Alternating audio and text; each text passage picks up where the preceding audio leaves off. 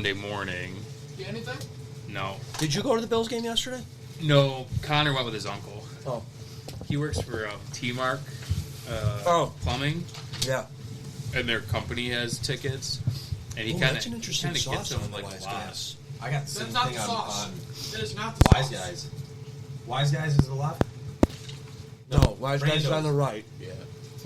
Brandos is called? Ooh, Brandos This is is thick. Brandos. Alright, Brandos, yeah. I'm hearing I've cracks never now had already. Oh, sorry, I turned that input on. Oh, you know what?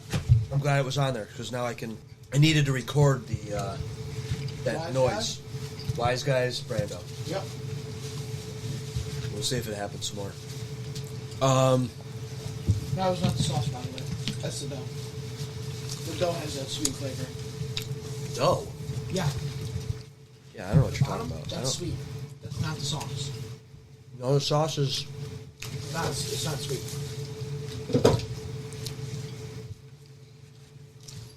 Is that spaghetti sauce? I don't know, Professor. That's Wise Guys. Yeah. Is that what they normally put on these pizzas? Yeah, I did. Maybe they ran out. Maybe they wanted that review so that the people were like, oh, I want to see if this is really not that good. That's a shame. Well, It's called reverse reverse advertisement. On the opposite side, this Brandos has like no flavor to it. It was weird though. It's like all dough and then like a little bit of cheese. Yep. All right, well, Is there sauce on this? Pull up All right. your cheese, Professor. yeah, bud. Take a look. You got to get in there. All right, we'll turn that one off. Dissect, yikes. if you will. Yikes. All right, we're gonna slow roll into this. Touchdown! Bills make me wanna.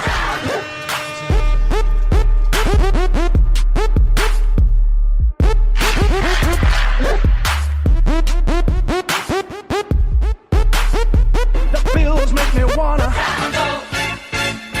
The Bills make me wanna. This is a Kmart production brought to you by Doug's Chiropractic and Empire Towing and Recovery. Listener's discretion is advised.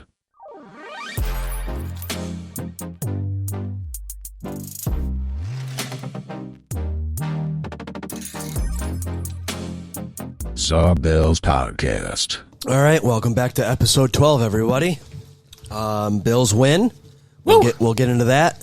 Today's pizza is brought to us by Doug's Chiropractic, and we have Brandos, corner of Oliver and Robinson in North Tonawanda, and Wise Guys on Seneca Street, South Buffalo, as Dennis likes to refer to it, God's Country. Damn straight. This week we're running with a very similar crowd. Professor Pizza to my left, how you doing, buddy? Doing good, doing good. And Brendon, thanks for coming again. Absolutely. Happy to be here. Mike, thank you for coming again. How are you? Wouldn't miss it. I'm great. I see you got the bourbon. I do. I'm ready. You want to plug what you're drinking? Penelope. If you haven't tried this, it's perfect for the price point. Price point. Hey, Sean, you're listening to the pod. I know you are. Value, buddy. It's all about the value. Penelope, hopefully you're listening as well, and we get a little sponsor. Yeah. Do they have a website on there we can send people to? Where did you buy it? Caputi's? Caputi's Liquor on Sheridan Drive? Okay. And Chris, Yes, sir. how are you? I'm well. Thanks for coming back. Thanks for having me again. You are welcome. And Dennis, Hey. our South Buffalo pizza delivery guy. Yes, very much so. Hopefully the wise guys is good tonight. We will find out. Anybody got any funny stories from the past episode? Mike, there was something I wanted to bring up last time and I forgot. I had called you the other night about a missing rabbit. And we ended up, long story shorter, we found out who the owner is. It happened to be a family across the street behind that brick house on the corner that you walk by, that house that's sandwiched in between those other ones. Yep. Apparently it's their pet that they somehow got out of the cage or they let out of the cage from the backyard. Oh. Evan went up to the door for the third time saying, hey, we lost our bunny. Guy goes, no, that's my bunny. He's like, well, we were trying to rescue the thing, some story. But, hey, at least they got Halloween candy out of the deal. Oh, okay. Yeah, they thought that they were asking for money, and they were saying bunny, and there's a language barrier, so they gave them no money, but they said come back, and they gave them a bag full of leftover Halloween candy. Well, that works too. Yeah, so that was a little interesting. Woody, just wanted to let you know that your takes panned out. I ran into Criddle today. Oh. He said he went to Molinaro's and got wings per your suggestion the other day, and he said they were pretty good. Yeah, he texted me right after the show, and he's like, listen, I was thinking about wings and Molinaro's. He's like, I took your suggestion, so nice. Yeah, that's funny. I guess we're reaching the crowd. Yeah. Yeah, I had a busy... What did I do this weekend? Oh, I went fishing the last couple days. Weather's been really good. It's been since June since I've taken my boat out, so I took a couple days off from work and fished Lake Ontario, caught a bunch of fish. And what else did we do? What else did you do, Kellen? Well, you didn't take me. No, I did not. I didn't know that. It does make me feel proud that you actually want to start going with me. Yeah, and then you didn't take me. I know, soon. Where did you launch? We launched at Lewiston at the silo. Oh, yeah. Right there. So good food. They took the docks out, I guess, at Fort Niagara, and the water's kind of low there right now, so it's tricky, but like I have a smaller vessel, so it wouldn't be too bad. Brandon, do you want to talk about any hunting or anything? No hunting to talk about? Yeah, really you were not seeing much out there. You were doing a lot of watching? A lot of sitting, watching, stretching, trying to keep the fingertips warm. I was talking to a couple other people, and they said they saw a lot of squirrel action. Oh, yeah. I have a chipmunk infestation around me, it seems. Boy. 1,000-pound squirrels that walk by in the leaves. Oh, yeah. Yeah. Make you whip your head around, and yeah. it's brutal. I Yeah. almost shot the most annoying bird today. I was telling my buddy, I was like, I hadn't shot at anything in Let her rip. a while. Almost tried to take a bird out. Yeah. Mike, you went to Candyman for your birthday, correct? How did. How did the Candyman deliver this time? Oh, it's fantastic. Yep. The bourbon was excellent.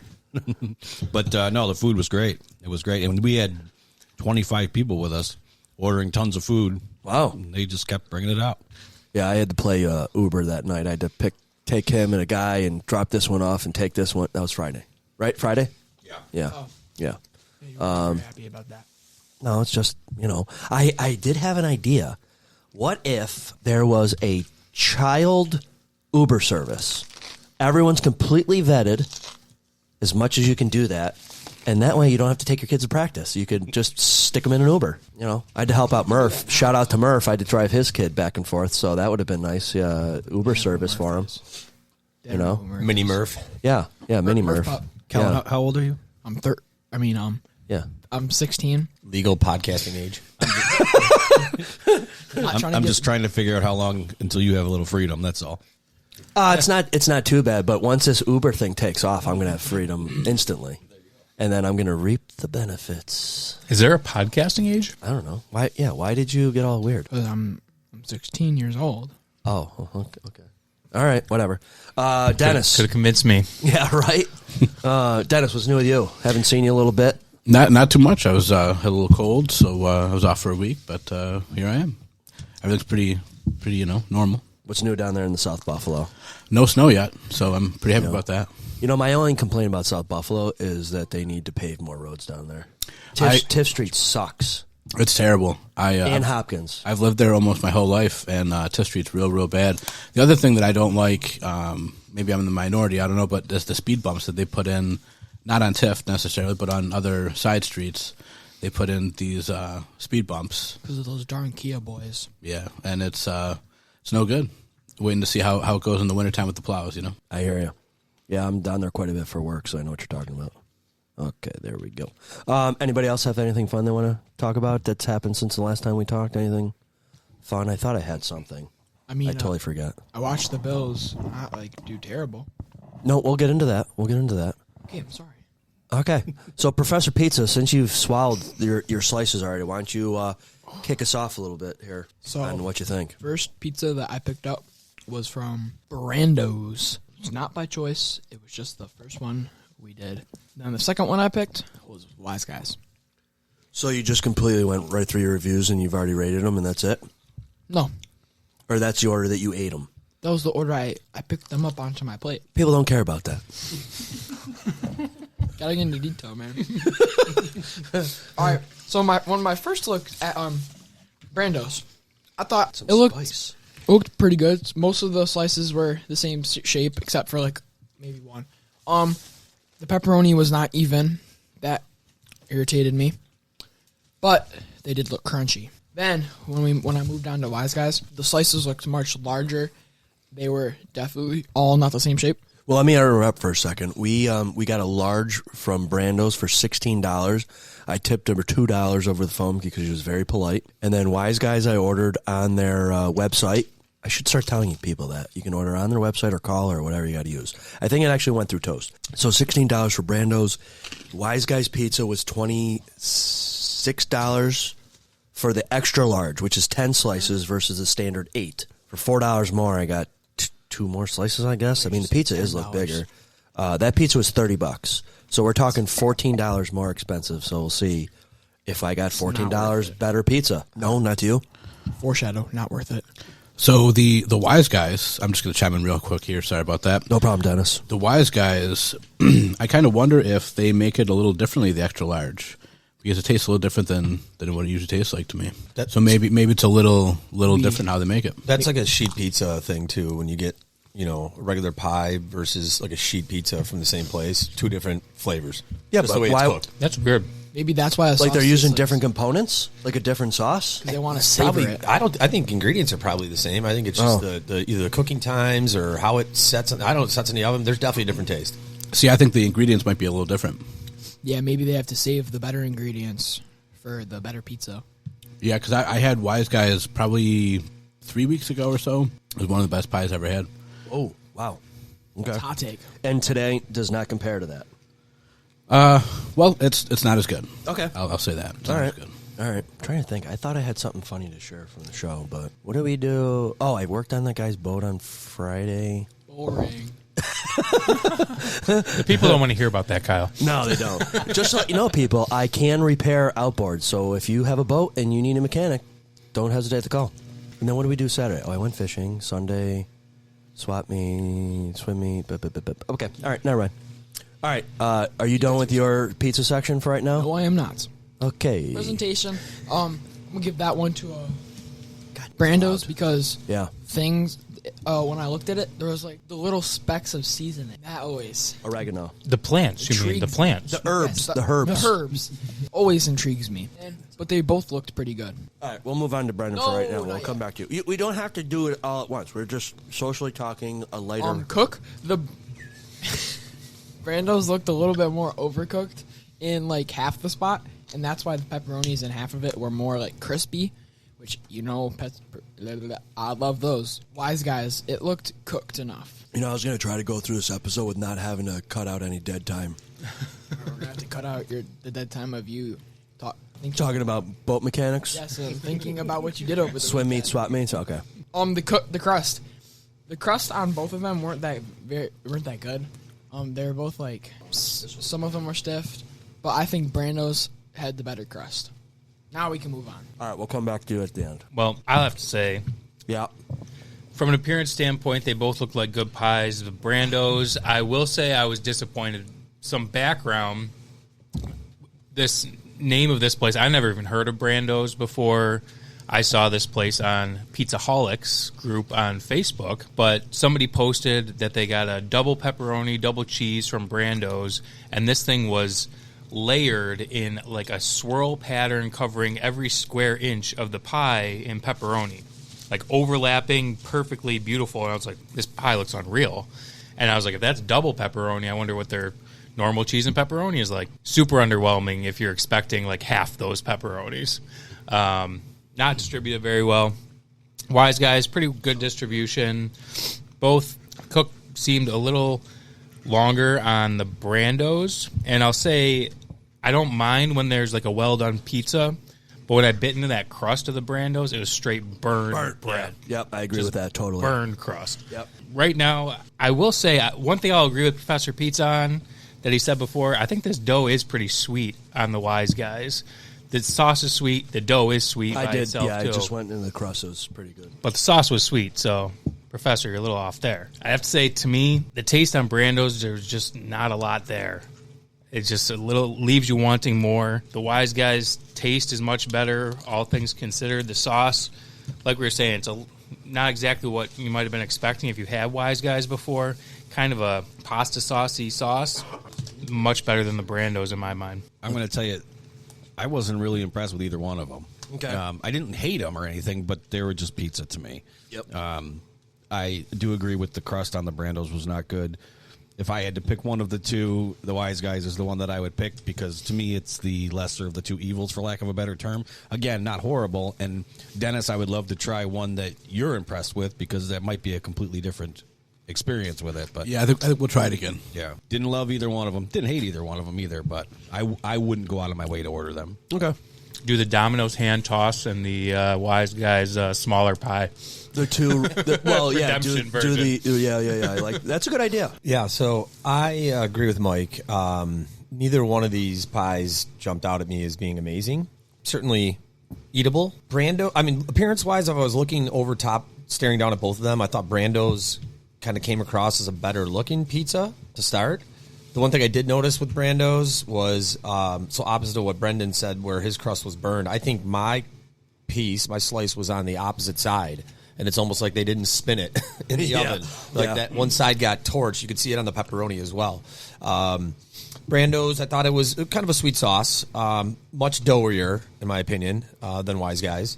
Crust was certainly thicker. As far as Wise Guys is concerned, I definitely got a cheese flavor jumping out at me the minute I bit into it. I had a little bit more of a kick, I felt like. In the pepperoni, maybe that was the seasoning that was kind of popping out at it. Thinner crust. Sauce, I agree, was much thinner. Almost did have like that kind of runny, kind of spaghetti flavor to it a bit. If I was to pick between the two, I probably would go with Wise Guys. Okay. And a slight nod there. So, Kellen, who did you originally pick overall? You three did, right? You are all Wise Guys. Can you give me your thing from the distance here? So No. Just whatever. You could have told me. All right, Dennis, why don't you? Sure. So, Brandos and Wise Guys, I thought they were fairly similar for the most part. Brandos, I thought, looked a little bit better, but for the most part, they were pretty similar. I thought Wise Guys, maybe if we would have ordered light sauce, they might have been better. Is that how you've ever ordered it? It's not. It's not. In this case, I thought there was a little too much sauce for me. Well, let me ask you, how often do you guys order pizzas and have to give them directions on how you want it, other than additional toppings? Never like, do you have to say lightly cooked or extra cooked or light sauce? Right? Yeah, I always say light sauce at one place in particular, and the Wise Guys isn't the place that I've ever had to do that with. Do you want to tell us where that place is, or do you want them to be nameless? Sure, I'll tell you. It's, Let's hit them. It's Abbott Pizza in South Buffalo. Abbott, okay. On Abbott, right? Yeah, on Abbott. Down the street from Abbott Imperial. Yep, Abbott and Dorrance? Dorrance, yeah. Yeah. And they're normally heavy sauced. A little bit, I find, yeah. I think that, so if you get light sauce, cheese, pepperoni, it's usually a good pie. They're a little inconsistent, is what I've noticed, compared to, like, the other pizzerias. That, like, it's kind of touch and go, depends on who's working, which, if you catch them on a good night, that's great. But if it's on a good night, you pay for something that's, below par, I guess. So you don't want that. Well, and sometimes I think that we go to places based on consistency, right? Like Absolutely. Gino's. Like, I know what I'm going to get every time I order. If I order from Bocce's, it could get burnt one night, and it might not get burnt. And then you're like, God dang, I spent almost $30 on a burnt pizza. Yeah. Like pizza and wings, if you get wings, too, a lot of times. Wings are so expensive. All of it's expensive. So if you get one where, like, that consistency is not there all the time, it's hard to order from there. Because, like I said, it's great if it's a good night and there's great people working. But if it's, like, say, Sunday afternoon and they got the B or C team on, then it's not so good. Yeah. Right. And that actually happened to me when we advertised the pod on Facebook when we had Bocce and Imperial. Yeah. A buddy of mine commented on there because we had kind of said, like, Bocce was a little bit soft. And he was like, shout out Coach Bill. He was like, well done, Bocce is the way to go. You got to tell him. And it was like, I've never done that before, and maybe that would make a difference. So maybe next time. Well done is kind of subjective too, right?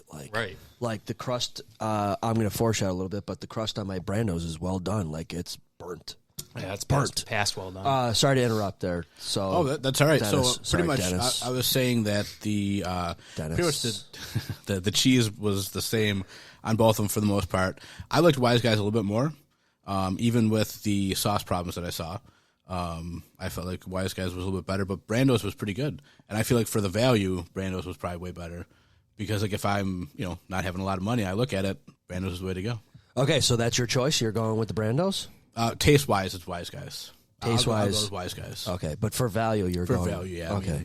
Maybe value should be its own category. They were fairly similar, I thought. Yeah. So value, I felt like kind of played a role a little bit. Okay. So overall pick. Overall, I would say Wise Guys. Okay, so Calvin, before I get into my own, who's your overall pick? I didn't get to my toppings, so I'm going to do that real quick. Okay. Well, I heard you like the pepperoni. Toppings. All right, you're going to be Professor Toppings from now on, or Professor Pepperoni. Yeah. Okay, no more Professor Pizza, PP. It doesn't matter. Okay. The pepperoni on both of these were outstanding. Nothing comparing to Amherst Ale House yet because that was just superior. But these had some pretty good char. But I would say that there was a lot more toppings on the Wise Guys. Yeah. But not as evenly spread out. Where on Brandos, they were also not as evenly spread out. And they were all evenly... It's like they forgot to spin the pizza, as someone else mentioned. Well, like Chris, that's what Chris said. He spun the pizza, and then they forgot to put toppings on that side after they spun it or whatever. That's what it looks like. Yeah, okay. So, toppings, I'll give that one to Wise Guys just because of quantity. And then sauce, they're both pretty similar. Cheese, I like the cheese on Brando's better. It had the herbs. So, my total... Oh, value. I forgot value. Brando's. Professor's making you stay till the bell here. Class will not end. As Skip would say, land the plane. Is there going to be homework? Oh, but speaking of homework, I've got to do some. Good. So... Student athlete. Yeah, the value... I give that one to Brando's just because it was a lot cheaper. Yeah. And it was pretty good pizza. Okay. So my total, I'll give that one to Wise Guys. So your final pick is Wise Guys? Yeah, it was a pretty good pizza. They were both good, though. All right, so as of right now, it's a landslide, I believe, right? They get the brooms out for the sweep. Okay, I had one of each slice. Brando's, when you open the box, one side was heavily pepperoni, the other side was lacking, which could be for the people that don't want to order half pepperoni, half cheese. They already did it for you. The crust was definitely burnt on the Brando's. The pepperonis were overcharred, I believe, on some of the slices based on where it was in the oven. Cheese did not extend towards the crust. It stopped pretty well short. And it was mostly dough and less pizza-tasting cheese sauce. So that being said, Wise Guys is going to get my vote, but I'll get into Wise Guys right now. Wise Guys had even distribution of toppings of pepperoni and cheese, had a lot of sauce. Sauce, though, to me, tasted like a spaghetti sauce for some reason. I don't know. Or it was just that sweet. The crust was mentioned that it had a sweetness to it. I actually enjoyed their crust. And it was like their crust was almost like, what is that stuff? Like monkey bread or something? Where it's kind of like, or monkey twist or whatever. I actually liked the crust. I really did like the crust. So I'm just going to skip through this, and I'm going to go with my vote for Wise Guys. Pepperoni was good. Had good char, not overcharred, not burnt, whatever. Looked better in the box. You'll see that on the Zob Bills Podcast Instagram account later, and possibly the YouTube account. Okay, so that's a clean sweep for Wise Guys. Before we get into the football talk, I had an idea about... let's get to know a little bit about our hosts. So I got a random question. I got two. All-time favorite meal and or restaurant here in town. If it was your last meal, where would you go and what would you get? Anybody can go. It doesn't have to be in order. I got a pretty good one. Okay. So I don't know if you've been to Lucia's on Route 5 as I you have head not. down. I heard it's impossible to get in there. It's tough. You usually got to get a reservation Months in advance, right? at least a month usually. They're on Open Table, so one of the things I like to do is if you go on Open Table, you can kind of sign up for notifications if somebody cancels. The problem is like they'll send you a notification like, hey, 5 o'clock reservation is open at like 3 in the afternoon.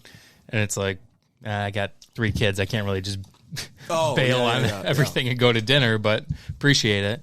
But they do a tomahawk ribeye. I think it's a 32-ounce tomahawk ribeye. And Can I guess on the price? sure, but I don't know if I could tell you what it was. I'm going to guess like $75.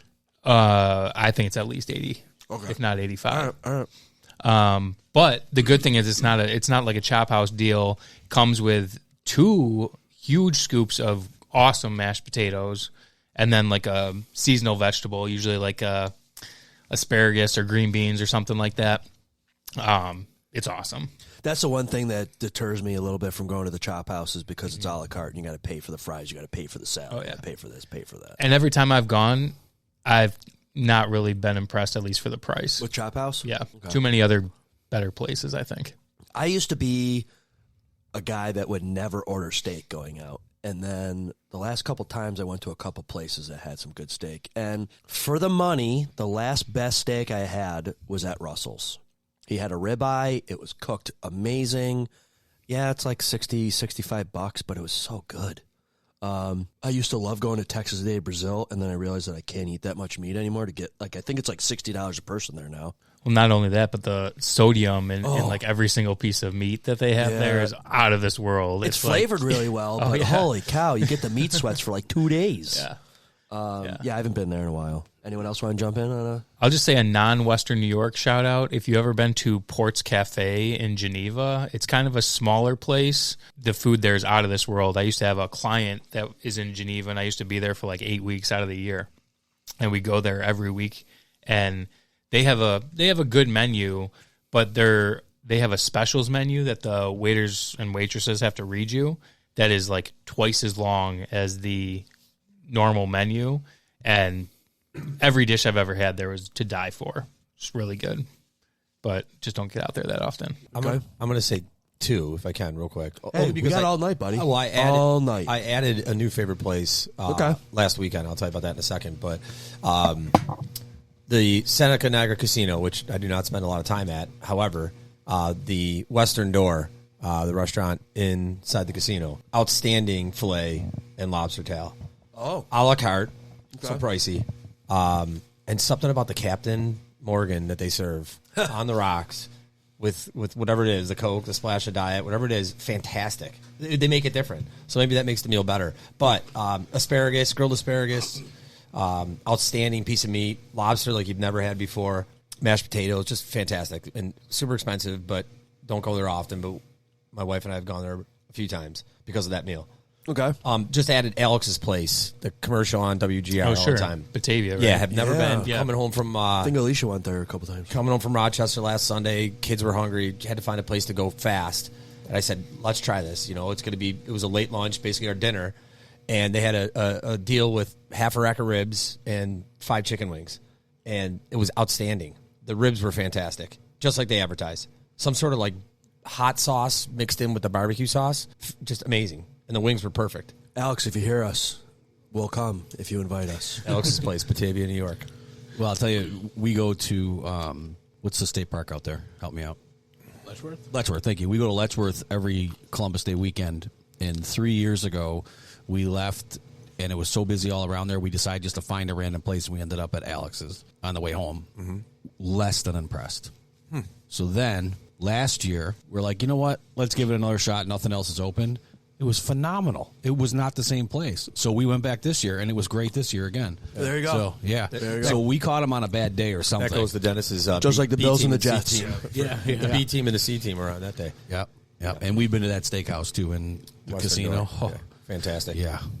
Yeah, I can. I'm sorry, Dennis. That's all right. I particularly like. I have to use people's first names more often so people on the pod know who's talking. If they are regular listeners, remember, like, follow, rate, review. That's right. Subscribe to. Until we can get the video sponsor. Yeah.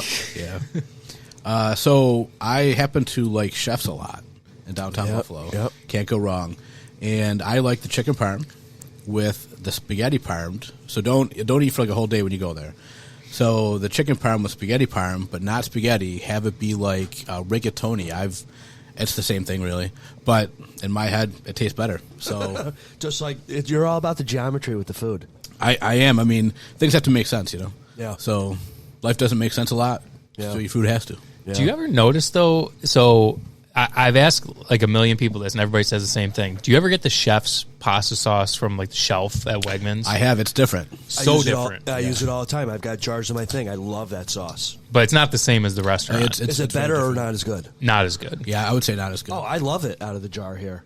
Yeah, it's decent, but it's definitely not as good. Yeah. And it's you can tell it's different, much different. Okay, so it's kind of like Wise Guys has a different sauce for their bigger pizza. Sure. Maybe. We'll go there. A profit margin deal. Yeah, I mean, I would think that maybe in this case the chef's sauce on like the store shelves, maybe preservatives Yeah. stuff like that. Like a mass-produced Yeah, deal. yeah, that's what I would assume. So my restaurant that just popped in my head is a newer place that I just learned about last year. It's in East Aurora, and it's called Left Coast Taco. And it's a no frills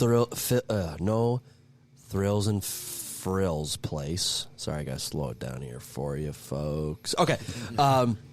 If you like street tacos, they have the freshest tasting fish taco I've ever had in my life. And I, not a huge fish person, like I'll eat the filet-o-fish at McDonald's. I'll have perch and walleye if I catch it and stuff. I'm not a salmon guy, too gamey. But the fish taco is so freaking good. I did have burrito tacos there. They were pretty good. The margaritas are so strong that for me, one is enough, and I lost feeling from my knees down.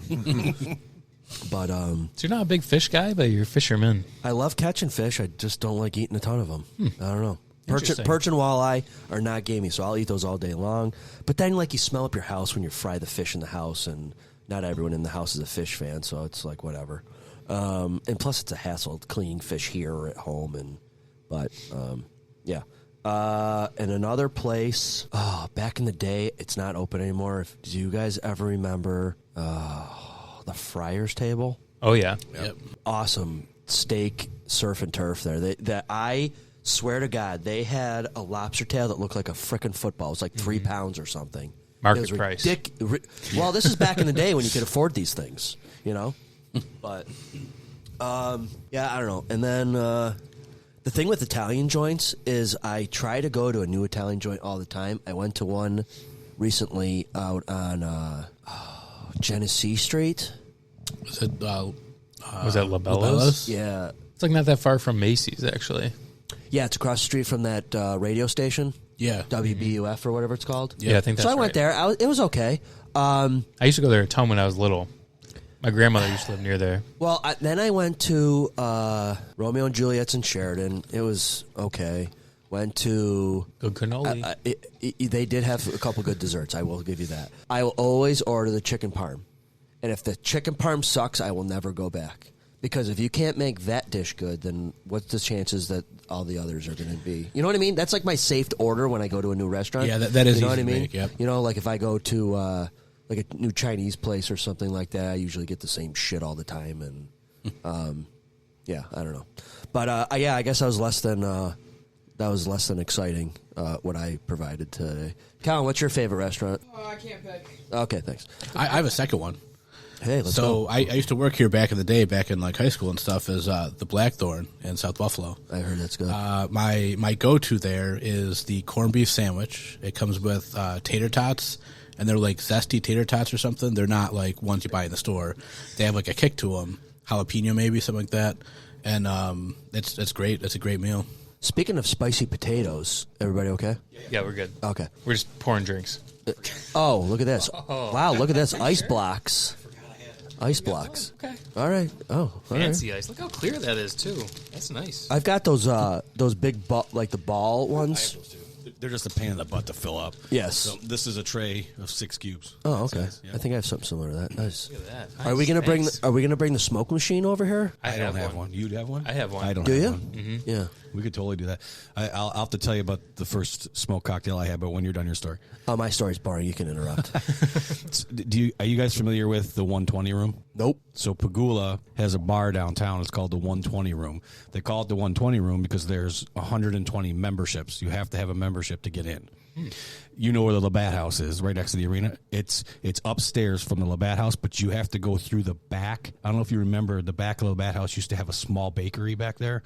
Now it's just a walkway, and there's a bookshelf, and you need a fob to open the bookshelf and get in. Seriously, like backdoor action? Sounds cool. It's an old school speakeasy. Love some backdoor action. Who doesn't? So, and there's no money exchange in this place. When you go in, it's like a country club where they just bill the account. You know, that kind of thing. Okay, that's nice. So, if Alligator Arm shows up, you're still getting billed. yeah, my buddy who I'm hoping is going to get us some tickets, the Sabres tickets, the lawyer, he has a membership there. And we go in. 2 quick stories about the place. Number one, he's like, you want to see a smoke cocktail, and now you probably have the smoker with the disc that you put on top, and And you just kind of fire up the chips on top. Yep. So this thing looks like a lantern. They bring this glass case out with Oh, yeah, the I've drink seen those. inside, and Yeah. it's smoking in there. Yeah. And that was super cool. But the other thing was, I had a buddy of mine with us, and he's a big bourbon guy, and he's going through the list, and he goes, they have Pappy. And I'm like, we're guests. It's $90 an ounce. And I'm like, we're guests. We're not doing that. Oh, because What you age go, was it? Do you know? It was the 15, not the 23. Okay. So if Yeah. you're a guest, your drinks go on your They all go to the person's- same account. Okay. Yeah. So I'm like, we're not doing this. We're not doing it. So my buddy, the guy who has the account, he's going through everything. He's like, yeah, I've tried all these. I'm going down this line. He goes, you two should try the Pappy. We're like, 2, please. Yeah, right? We should play a game and try and guess who the 120 people are that belong to that. It's great. And it's not just people, because his firm is one. Yeah. And I think 4 partners each have a thing where they can get in. So there's a lot more than So 120 it's limited to 120, memberships. And like with the firm, like I but said, you can branch. and you can bring guests. Like the one night we were there was a whole anniversary party happening. Imagine the cost of that. You know, so but you have to be with someone with a membership to get in. So you have to be there like with a sponsor / And member kind of thing. And then my father, God love him, he's going to be 79. We bring him to this place that has every bourbon you can imagine. To the 120 Club? Yep. So my buddy brought Okay. myself and my father. My dad orders a Captain and ginger ale. So I'm like, we're going to have to bring him back so he can have a bourbon. Wow. My kind of guy. Wow. I'd skip the bourbon. Yeah, Captain Diet, I'm not a bourbon guy. I can't say that. I've never had it, but yeah.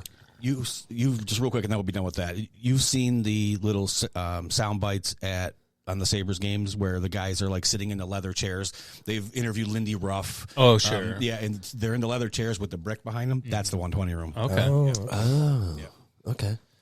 All right. I'm going to show my bourbon literacy here. What's the science behind the cubes Or the Stones. So, like what's the science behind that with that specific drink? So the different size cubes melt faster. The Stones don't add any water to a drink, so you're basically drinking a cold, neat bourbon. I don't necessarily prefer What's that. neat? No water? No water, no ice, Nothing. no nothing. Just pour And it like straight. room temp. Yep. Straight. Okay. Yep. Then the smaller cubes melt faster, so your drink gets watered down quicker. The cubes, like I have, will melt faster than the Sphere does. The Sphere actually takes longer. And I have 3 grades of bourbon, and I'm not a bourbon. Like, my buddy can pick out bourbon. You lay it down, and he'll tell you what it is. I'm nowhere near that. I'll drink it neat, or I'll drink it on the rocks, or you need to give me ginger ale or water with it. There's 3 levels. Yeah. And, one can be $40 and one can be $400. I don't know the difference. I just how I taste it, Well, and sometimes that's just like really upsetting too. That like you try like a high end one. I went to this bourbon raffle, and it was one of these things where you are entered to win the chance to buy the bourbon. That's basically what the bourbon raffle is. Probably lucky for my wallet, I didn't get selected for any of the really high end stuff, but I did get this bottle that was like $160, and that's kind of a lot for me for a bottle. And so I got it, and I was so excited to have it, and I was like, that's underwhelming. It's so underwhelming. The only bottle I've ever had like that I really love, and I still have some of it. My wife last year for my birthday, and my birthday was this past week, so I've had it over a year, bought me a Knob Creek 15 year. It was about $140, and I still have half the bottle because I'm chintzy. I will never, ever buy one of those again. I gave her shit for buying it for me in the first place. But I'll just do a little neat at a time, and it's so good. It's really, really good. That's funny because for Christmas I bought Alicia a bottle of Camus wine. Oh, yeah. It was like Okay. $150 or whatever. And that's a one-time sit-down drink. And right? we're like, and I don't drink wine, Gotta and finish it. it's kind of like we're trying to figure out when to actually crack that sucker open, Yep. But See, I'm not a and drinker, I so interrupted you. I'm sorry, buddy. No. That's we got Professor Pepperoni, we got Professor Bourbon. yeah. I feel like I missed the bus on bourbon. It was a drink that I think I told you last week, Mike, that one of those things you look back on in college, and that one drink that you can't ever have again. And I had a bad experience with a bourbon flavored drink, and I feel like I miss out on that like subculture. I mean, my brothers That's drink me it. and gin. My brothers drink it like it's going out of style, and they Yeah. have their little group that sits down and they sip it. Do we? And I Is can't there do it. is there a bourbon guy in the soccer crew? I mean, there's Or probably is there all there's just- probably they're just always- all Bud Light there's guys? probably always a bourbon guy. I don't know who it would be though. Yeah, but they're all Bud Light guys for the most part, right? No. You know what my buddies and I do that you'd probably enjoy is we each have our own version of a bar in the house.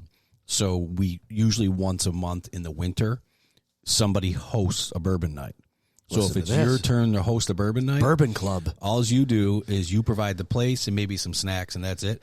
We all bring you a bottle of bourbon. Everyone can sample whatever, like a diaper and party. then leave it behind. Oh, that's nice. Stock up everybody's bar. This is you a know? diaper party for dudes. Yeah. It's my buddy did it one day for a baseball game, and it stuck. And now we've all done it at least once. Some people Okay, do it. so take note. Bourbon Club, monthly Bourbon Club, the Bike and Booze events. Those are the where you ride around from house to house on your bicycle. That man, we got something going. Sounds dangerous. This it could be. So I think somebody fell off their bike one year. But all right, yeah. See, I've always been more of a beer guy myself. I think like where I grew up and stuff, I think beer was just the way to go. Some good old fashioned Irish whiskey. There you go. Guess where you want to be. Yeah. That's a South Buffalo thing for sure. Oh, absolutely. yeah. Yeah, I was not a big drinker, beer obviously, and then during college I got into a stint where I was only drinking Johnny Walker and Scotch, different labels of that. It wasn't bad, and then you could drink a couple of them, and you'd feel all right the next day, but the beer, you just feel like shit, but the Scotch, no. But then, like, before I still don't know anything about drinking, but I was drinking, like, Amaretto Sours. I'm like, what the fuck am I doing? Those things are gross now. Johnny Walker stint, you called it. The Johnny Walker stint. Yeah. It's a couple months of drinking. College you That's a went to, stint. you're drinking Johnny Walkers all the time. There was I had a couple of the labels, except for like the only one I didn't think I got a hold of was the blue or the green, like the real high end one. I think I bought one for a buddy of mine for a wedding gift, and I was like, oh, I hope to try that. But See, scotches I just can't get into. I don't Yeah, really like same. that peaty flavor. I don't really enjoy that. so what's this taste like then? So this is more of like a sweeter kind of taste, I would say. Sweeter. Does it still taste like gasoline? No, that's Scotch. It's definitely got a lighter fluid hint to it, but that's just you want me. a little? That's just me. You want a little nip? Yeah, sure. I'll try a little nip. I love a nip. I'll tell you this because I'm the oldest one here, and something you have to look forward to, all of you. It smells like a Scotch, kind of. One of the reasons I don't drink a ton of beer is because once I start peeing, there's no stopping. Yep, folks. That's Folks, how I am too, yeah. folks, that tastes the same as Scotch. There's no difference to me. Wow. All right, I have Scotch in my bar. Next time I'll bring a little bit of both, and we'll see that's different. It burns a little bit. Chris, what hard stuff do you drink? I could not drink that like I you can't guys did. drink Like that. last week, you guys were having Pounding it. Yeah, I couldn't do it. I couldn't do it. I walk in the house If and I'm- my wife was like, "You're drunk." Like, I said, Kyle's fault. So I like doing that, Kyle. I'm only a block away. Yeah. Short drive. Yeah. Bourbon could never do that. Vodka, to be honest with you, I'll get vodka. If I'm a little bit too much beard out, from too much of them over the weekend, I'll go to some vodka and mixing something with that. And then Captain is just rum is my thing. Can drink Rum, it. okay, yeah, rum's a little softer, right? rum. Not as snappy as that. No, definitely not. Not as much I love bite. Captain. I love Captain. Yeah. Yeah. I'll That's our admit it. big- I that's love our big- margaritas. I don't care. I'm not ashamed. I like a good margarita. Nor should you be. That's Oh, good. yeah. Our big Halloween trick or treat walking around drink is Captain and cider. Yeah. And that just hits the spot on Oh, yeah. Halloween night. You're walking around with the kids. Just grab the handle of Captain, a gallon of apple cider, and you're just walking around. I gotta try that. Thanks for bringing that up. Next, maybe, do you know if Wegman still has apple cider laying around? I know that I still do. It was up in front, but it's. I don't think. I think they take that off the front shelves. It's got to be there somewhere. They but- probably got something. So if they have apple cider left, I'll get a gallon of it, and then we'll do the ice cream machine, and you do an apple cider vanilla float. Oh, my God. The apple cider and vanilla float is sounds delicious. Delicious. Dangerous. Mouth flavor on that has to be great, right? The what flavor? The mouth flavor. Lots of flavors in the mouth. Nice. Yes. Okay. Last what? I was gonna say. I think I have some vanilla vodka at home too. Okay. Last thing before we get into the bills. Song that you really like that you'd be embarrassed to admit that you like, and I'll go first. Any Britney Spears song. Only because it reminds me of middle school and that adolescent time, and let's all be honest, that first video that she was in that schoolgirl outfit, and we're like, holy shit. Oh, there's more than one. That Well, toxic, Toxic one too. and all of them, yeah. I won't lie. I had two Britney Spears free- CDs. Owned them. free the- Owned them. Yeah. I'm not embarrassed. I was a big Alanis Morissette fan and still am. She's awesome. Saw her in concert. Yeah, I like Yeah. Alanis Yeah, Morissette that's a lot. nothing to be ashamed of there. But Britney Spears probably, I don't know, whatever. I mean, I've listened to that a time or two. Because there are songs that come on that I can't stand anymore. It's like Red Hot Chili Peppers, can't listen to them anymore. Same.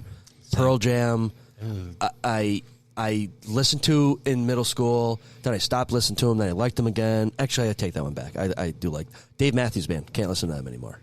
I think What do you got? Sublime is that for me. Sublime. I think I used to like Sublime a lot, and I think I listened to him so much in the '90s before the guy died that I can't listen to him anymore. Like if they come on the radio, I turn it off. Yeah. You like Sublime with Rome? You like them? No, not as much. The guy sounds just like. Yeah, It's like it's pretty similar, but Yeah. I think that I listened to it so much before. I don't think I'm the guy to ask really. Like I automatically turn it off. Like if I hear it. Yeah. Well, I was prepared for this question, Good, because I did send it out to Pill. and I had two that popped right into my head. Okay, let's hear 'em. Immediately. Let's hear 'em. So one is my go-to wedding song. So after I've killed plenty of bourbon and I'm ready to hit the dance floor, and my wife knows this, and she'll go request it without me asking, and when it pops up, I'm out there doing it. You Don't Know You're Beautiful by One Direction. That is my song at weddings, I'll tell you. Kyle does not know it. Yeah, I don't know it either. Oh, when it gets I going, know it. it is a teeny bopper. It'll get you going. And while he's looking it up, the next one is, let's see if you get an ad here. I've never seen this video though. I'm not that deep into it. Oh, I could definitely see you cutting right to this Got a song. little grease pop to it.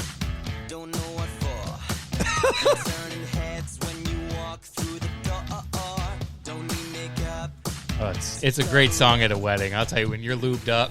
I will honestly tell you that I don't think I've ever heard this song played at a wedding I've been to. Man, how young are these kids? Okay, what's your other? This was a while ago. What's This your song other is one? pretty Wait, old. Kyle, hold this Yeah. for later. We'll get a little more bourbon in him. Yeah, right. He'll cut a rug here. The main dude is like super famous now. Yeah, it's Harry Styles. No, Harry Styles. Harry Harry Styles, Styles, yeah. Styles. Look how Oh, young, look at that. Is that him really? Yeah, he's That's the him. main dude in, Okay. in the middle. All right, what's your second one? I guess it's like a guilty pleasure song, but it just like makes me think of this one scene. So Leanne Rimes, what's the one? It's from Con Air. Yeah, it's When- can't live without you or something. No, How do I live? Yeah, How Do I whatever Live, it is, something like yeah. that, And it's when he finally meets his daughter. The plane crashed. He finally meets his daughter. He's handing her that chewed up bunny. Yeah. Oh man. Underrated movie too, by the way. Oh, I love Con Air. So many people in it yeah, too. yeah. But Is this it? Oh yeah.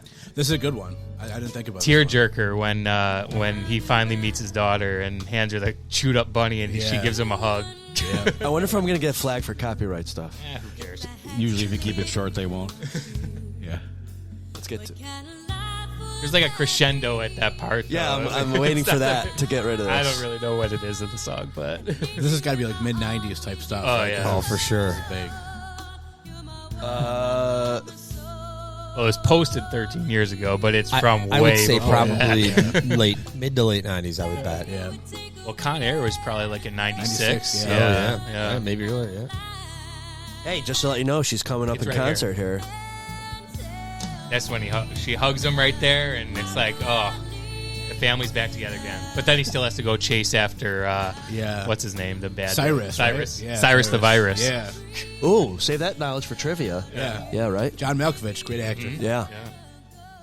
Mike, you got any? You look like you got... top you that, look- Mike. Yeah, Top you that. Yeah, yeah. My children know this. My guilty pleasure is anytime it comes on, I turn it up and I embarrass them as much as I can. Miley Cyrus Party in the USA. Oh, yeah. no That's a doubt. great one. She's here. Yeah, Professor Pizza. There's kind of like a renewed...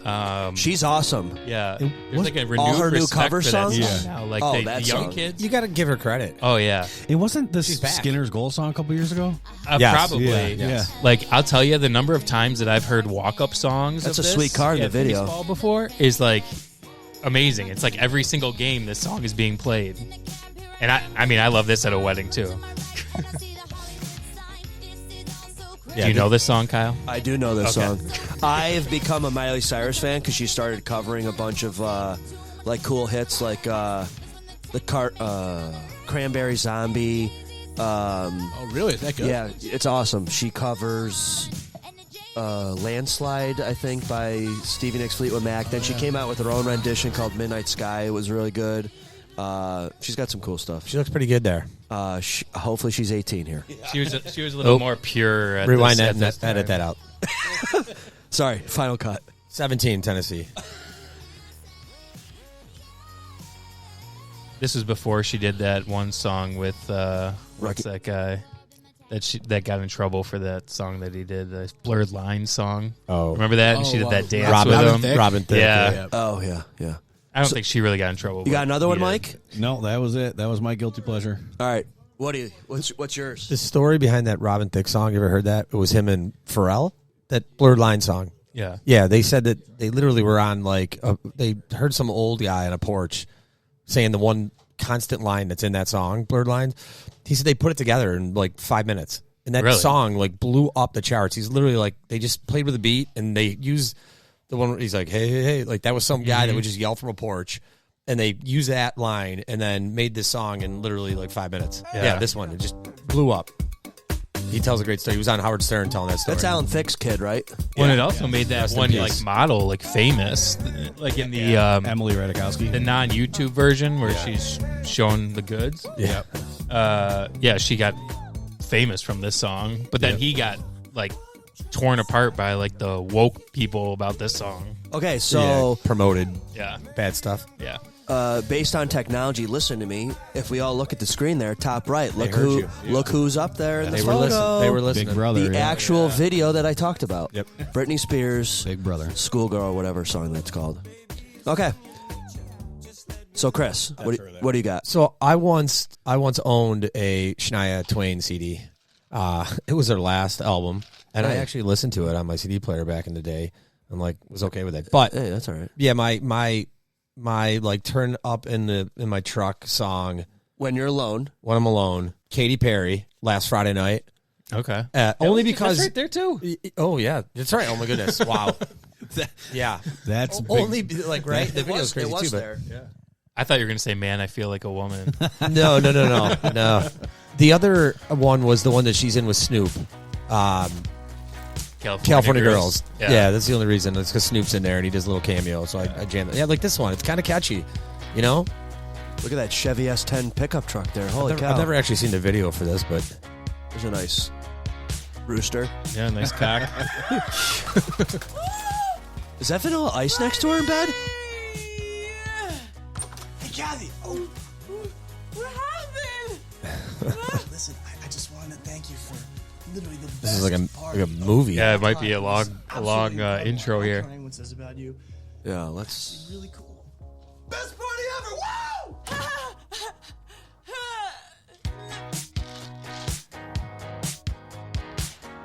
Upbeat music.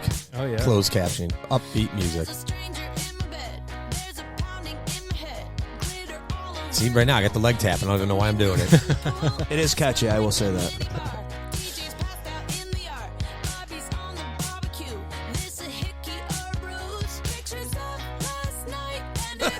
Right? All right. So it popped in my head about somebody. Did somebody say Snoop Dogg? Yeah, he was in the Yeah. other song with her. So California Girls. what do you think of him coming out the other day saying that he's going to stop smoking? Did you see what came out today? He's got a new edible line No. because I think that's what's happening. he was just No, kidding. He was high when he said that? It was a publicity stunt because he's partnering up with the fireplace, the outdoor fire pit that doesn't give smoke. What's it called? Solo stove? stove? Thank you. Okay. He's partnering with them, and that's what it Brilliant. was about. Oh, Brilliant. It damn is. it. And we're all Damn talking it. about it. Nice. Yep, that's why they did it. All right, Dennis, you got one for me? I do have one. Mine's a little older than the YouTube that you have up there. I would say, and it has a lot of meaning in movies, but I like this before the movies. You've Lost That Love and Feeling by the Righteous Brothers. Oh yeah. I think you got to have embarrassed about that? Right, that's a good you one. got to have some feeling behind the song, you know. So I feel like that's a good one. Have you not seen the original Top Gun? Yeah, Maverick Oh, and yeah. Goose hollering that bad boy Yeah. out. Which one? This one? You never close. No, not that's another good one. But yeah, we'll go with this one. You have it up here. Unchained Melody. I It's know you've been asked pretty close to second. this maybe 1,000 times, but I've got to ask it. How did you get the name Righteous Brothers? Well, in the beginning, when we started singing together, Man, pretty soon I'm going to be a radio DJ. Yeah. Just pure coincidentally, because there's no way he knows we're talking about this at this very moment, Skip just texted the group and said, "Careless Whisper is my jam." Careless Whisper by Wham. I do like that George song. Michaels. I'm glad you brought that up. I love. It's a Christmas song. If I had my chance to do it over again, Christmas song? I think it's a Christmas song that he's going to say. Hey, no, it's not. Is Planes, Trains, and Automobiles the best Thanksgiving movie? Oh, absolutely. Like Die Hard's Christmas? Do you know that a lot of that was filmed in Batavia and on the 90 up here? It's a Buffalo. Yeah, there's a Buffalo thing to it.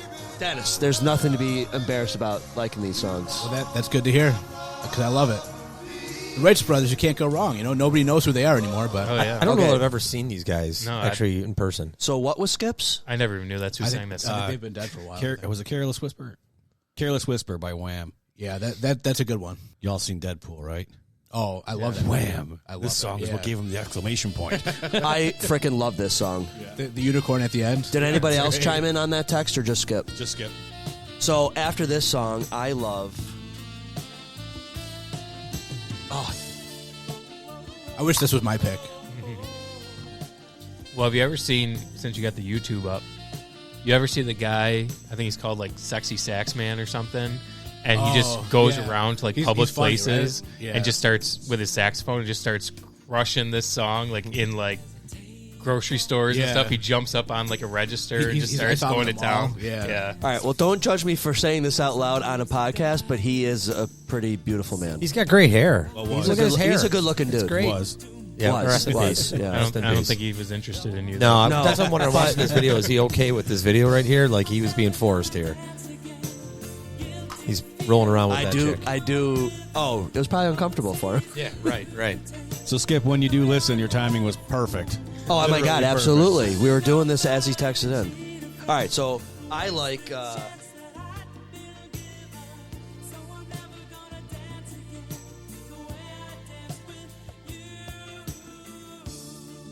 this is one of my favorite George Michael songs.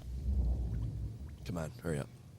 I've seen this video. I think there's a little bit of an intro here. I think we forget how big he was at, like, in his peak. Yeah. I mean, they were Oh, huge. God, He was I love huge. this song intro.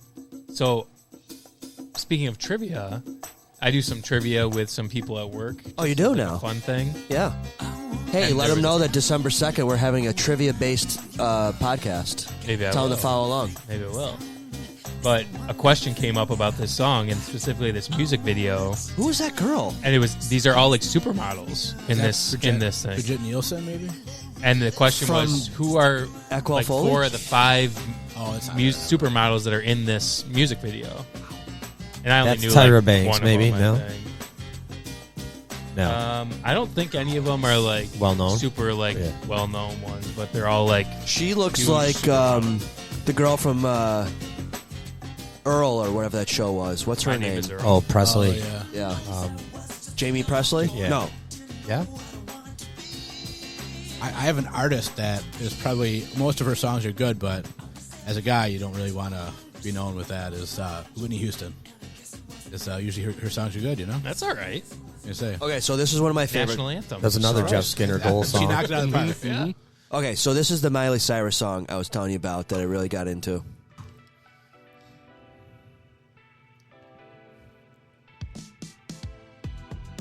I'm so getting canceled for playing all these songs. And we probably lost 95% of our listeners. You're like, I thought this was a Bills When the podcast. hell are the Bills contacts coming up? We're just practicing for after the season's over on what we're going to talk about. Her voice is cool. I don't think I've ever heard this song. No? Yeah, I don't think I have either. Yeah.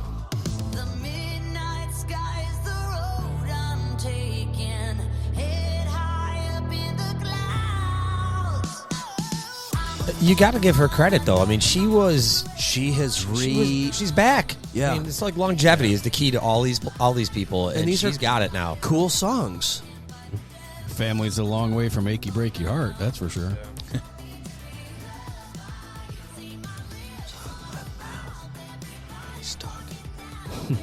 I do like that song. Okay. All right, we're going to get into the Bills now. Sorry, everybody. Miley to Ken Dorsey, just like that. Yeah. Who would have thunk it? Yeah, right. Okay, speaking of Ken Dorsey, 4 days or 5 days after he's fired, they bring in Joe Brady. I can't imagine that they did. I'm going to come right out and say it. I didn't think anything really looked different other than they executed the plays that they should have been executing much better the last couple weeks. They finally were executing plays. I kind of disagree that it didn't look different. I think that the run game was committed to more than ever this season. I actually looked at it, and some of this is garbage time, but they ran more run plays than they did. I 100% agree with that, and I was proud that they didn't abandon it because James Cook is a beast. Yeah, absolutely he is. I think the run game, we've said it a million times here, that it does so much for you. It opens so much more and kind of keeps the defense honest and all that, and that's what happened yesterday. The Jets' defense is a very, very good defense, probably one of the best in the league. We made them look pretty bad in a lot of plays, so that was good. One of the things we talked about last week was Dorsey's failure to exploit what defenses were bad at. We talked about whether or not he actually ever game planned for that, their weakness. The Jets are number 3 overall against the pass. They're 3rd worst in the NFL against the run. Okay, then that makes sense. That's where Brady said, that's their weakness. We're going to exploit it. And so, once, like you said, Dennis, once you do that, everything else opens up. And I think that's why things opened up yesterday for them. Yeah. Yesterday, the Bills scored a touchdown, the Shakir touchdown, which was great. That was the first touchdown by a wideout since Stephon Diggs the first week against the Jets. Yep. The Jets have not allowed a touchdown against the Jets.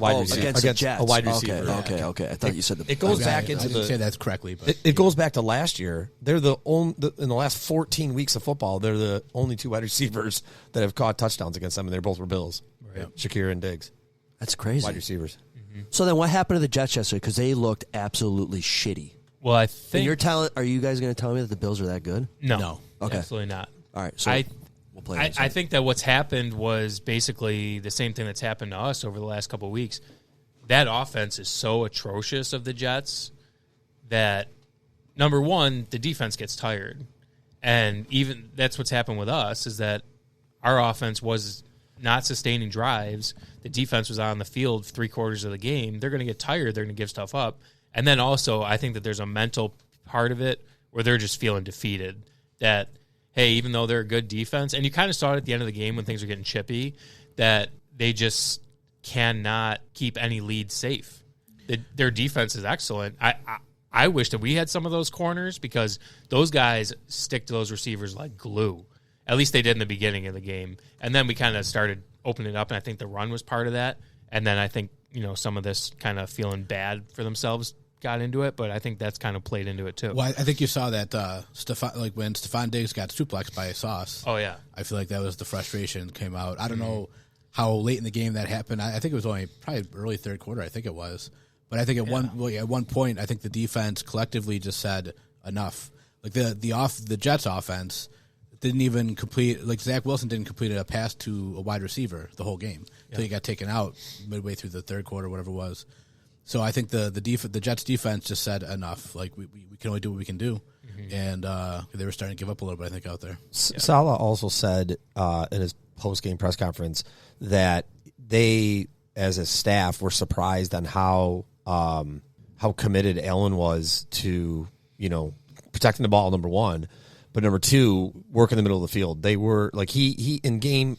He actually used the word hero ball. He said he did not play hero ball in this game, and they were shocked by that because they said in the first week they knew, and every week they've actually faced him. Probably that defense in the last couple of years, he's done that, feeling like he has to do everything right. Yep. And Saleh said that they were surprised by how well Allen was. He was decisive. That's the word he used. How decisive he was. Because sometimes Allen, when he plays hero ball, he could help you either the opponent win the game or help the Bills lose. I mean, he can definitely change momentum quick.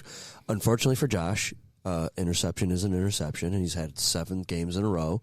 Does anyone know who the NFL record is? Well, we do because you put it in the text feed. Pretend I didn't say. Terrible question. I didn't see it, so I'm curious. Do you listeners know? Ryan Leaf with 13 games in a row with an interception. Josh is at 7.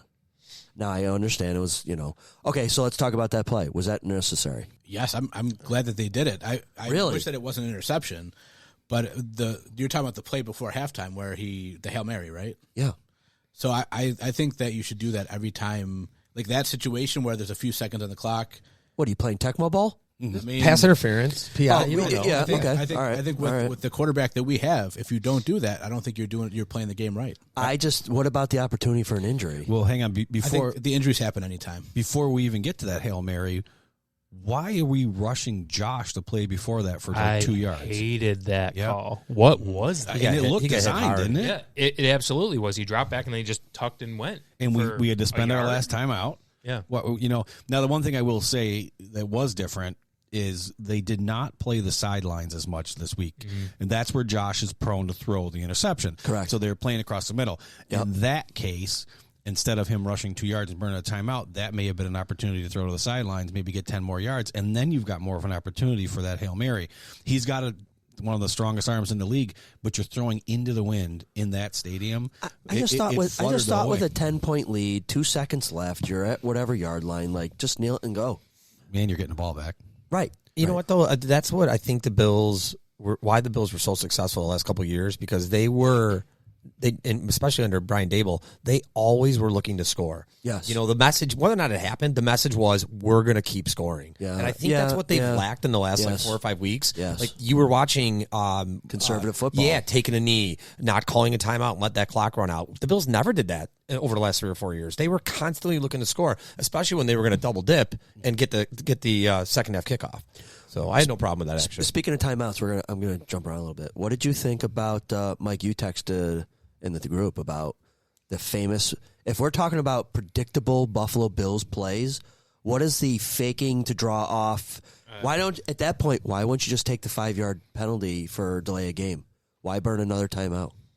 And he did once. Well, they did once, but they time. burned a timeout on another one. Yeah, I don't know why he just doesn't run the play. And how often do these teams jump off sides? Like, I don't. not often. I don't think. You're right. The last The time I can analytics, remember, right? What are the analytics? the last time I can remember that play working was the Dawson Knox one, where he was in motion and all of a sudden went under center, faked it, and they dove over the line. was it Miami? It may have been. It was a long time ago now. Yeah. So I don't know. I don't know. I also didn't like the not going for it on the 4th and 2. I know Dennis said that he liked getting the points there. To me, I didn't understand why they were being so conservative at that point. Like, I think at that point in the game, you already saw how terrible that offense was. Take the Why chances. Not just go for Yeah, it? what, Like, what are you afraid of? The only thing Yeah. I will say is they were not playing well inside the 30-yard line at that point. That's exactly So what I was what? thinking. Yeah, Yeah. I was thinking that they were moving the ball well until you got to the 20 or so, Yeah. and so they couldn't score the touchdown. So I feel like against the Jets, who we've had a bad record against lately, I think not great anyway. I think you got to take the points when they're there, and then Bass misses an extra point, which is frustrating, but that's an extra point. I guess it didn't matter in the outcome of the game. At the end at of all. the day, it didn't matter. Yeah. The record, I don't mean to interrupt you there, but I thought this was an interesting stat that I read today that since 2019, the Bills are 6-0 against the Jets without Dorsey, and they're 1-2 with him. Dorsey. Interesting. So that speaks to him just not having the answers for What? that defense. And while we're on that point, last week we did say they would win the game probably after the firing, and they did. I just want to throw that out there. I did Yeah, pick. I I think did there was pick a spark. Jets, There so was a spark. I'm wrong. Now let's see how long. Anyone who picked against them this week was just not right. Whatever. They looked like shit last week. Yeah, They did. they didn't Can't ever debate that. They didn't actually ever look like shit yesterday. At any time, I never felt like they weren't in control. The offense, they looked like kind of the offense of old. Like I didn't see any of the bad habits that we've Like seen. The last slow starts. just Josh stupid seemed to shit. not make dumb decisions, and yeah. Yeah, I didn't like how they were, like we were just saying, I didn't like how they played in like the red zone or inside the 30 at the beginning of the game, but eventually they got it figured out. I think also once they started establishing the run and kind of wearing down the defense a little bit. Well, I was at hockey yesterday for the first quarter. So what were the plays that they were in the first couple series? Was it pass heavy for the Bills? Real quick, the thing that made me the happiest yesterday was how they dictated play, I thought. Obviously, the first play of the game, they went down and they covered the kickoff. The Jets fumbled the kickoff. Was that because Gillum crushed the guy? He crushed him. did. Okay. It was a good Set the hit. tone. He absolutely set the did. tone. Set the tone all the way, and that's not going to happen every game. Every game is not going to have a fumble. You hope that they would, but it wouldn't. So the Bills had a really good special teams game yesterday. better. Yeah, actually, yeah. Okay. Yeah, the whole team played better. Yeah. Than they had before. So I think they kind of set the tone a little bit from the start, and so it's disappointing to get 3 points instead of 7 there. But I think that plays into what you were talking about going for that on the 4th and 2, where I said kick it because you want to just get the points. If it's not going well, just get the points and go away. I think the message, too, against the Jets was to get the points. Just get to a number. And we talked about this last week. Wilson was going to get them to a number, which was probably going to be under 20 points. And the Bills just had to get to 21 or 22. And I think the field goals, score on your possessions, whether or not it's a field goal or whatever, get to a number. And I think that was the mindset yesterday. Well, it was nice that the Bills finally played with a lead. In the last couple games, they were behind in totally different offense. So that's nice that they could kind of, like you said, dictate. Yeah, I think that's huge in football is when you can do that. It can't always be done, but I think you got to try. And as an offense being as good as what we can be and having one of the better quarterbacks in the league, I think that's what you have to do. Yeah. I was very happy to see Cook being utilized out of the backfield. Oh, absolutely. Swing passes to him. And yes, I am sad that Davis was not targeted. I was sad. That means he didn't drop any. He did not drop any. You're right. That's You're right. 2 games in a row. No catches. Oh, no. So here, let me break this down for you. Okay. So the Bills, this tweet, I'm stealing this off of Twitter or whatever you call it now. The Bills hung 32 points on the Jets, which was the most by any team over the last 2 years. 2 years? Yards from scrimmage breakdown isn't what you'd expect. First was Shakir with 115 yards, Cook 102, Ty Johnson, who I had to look up who that was, by the way. Yeah, Brandon. He used to play for the Jets. 58 yards. So what did he do? He just come off the practice squad like 2 games ago? Because last week was the first time I saw his name. No, so and that's why I looked it up because I was like, did they just pick up this guy? He's been active since the beginning of October. Yeah, and I kind of thought that maybe, and not to interrupt, I know you're rolling with the Twitter thing. X. I think that this might have been Brady getting everybody involved in this game. Well, this guy has had one play that he's been in since October 5th. He's fast. Yeah, well, how many games? And he's pretty good. Did he finally get dressed after Harris got injured and was been out? No, last week he played one down. He didn't just play one down, but he had one carry. Yeah, I think I've seen him on special teams. Yeah. Okay. And it was interesting too because Morris is back, and they still had him playing, so they really were spreading the ball around. Like Chris said, middle of the field was used. Mm-hmm. Yeah, the Jets were going to give you that. And they gave it to us in the first game of the season. Allen didn't take it. Yeah. And Kincaid also, in the first game I was reading, he had 4 for 26. So he wasn't really established yet in the offense. And if you watch, you said you missed some of the plays early on. Early on, Allen was looking at him the whole time, Kincaid, in the middle of the field. And he exploited them. He had some catches early on. So, do you, after watching yesterday's game, do you feel like Josh has still got the leash on him? Or is it fully gone, off? Or are they kind of... I feel like it's just different. I wouldn't say that the leash is off. I mean, he had some nice runs, but then he was sliding at the end of the runs, which he get the first down, next yard, and slide, which I'm okay with that, though. Yeah, that's totally fine. Yeah. Like, I don't know if there's, like, a leash on him. Like, he's not doing stupid things. I'll say that. Like, he didn't really have a whole lot of bombs in this game besides the Hail Mary, obviously, which whatever. Yep. That was supposed to happen. Yeah. Just differently. Yeah. And then that pass to Shakir. And then besides that, a lot just dinking and dunking, right? Downfield, yeah. I mean, like over the middle, like mid-level stuff is great. Yeah, but that was a hell of a pass to Shakir. Oh yeah, that was a rocket. That was a tight window. That's another one that I screenshotted. Apparently, he was mic'd up, Josh. And after that touchdown on the sidelines, they got him saying, "I feel like I'm fucking back." That's what he said. So that's a confidence thing for sure. 100%. Like he wasn't making those throws 2-3 weeks ago because he just didn't have it. So that was good to see. That goes into what I was saying a couple weeks ago about having fun with the game. They're professionals; they get paid very well and all that, but you still have to have fun with it. It's still a game. So I feel just like this podcast. Exactly, absolutely. That's why we're here, to have fun, right? So I think seeing Josh after the touchdown, the celebration.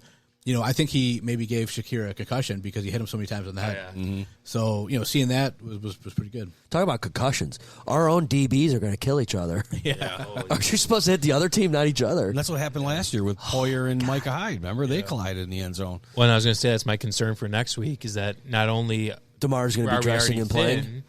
I don't see how you don't. If Johnson Jackson and Rap.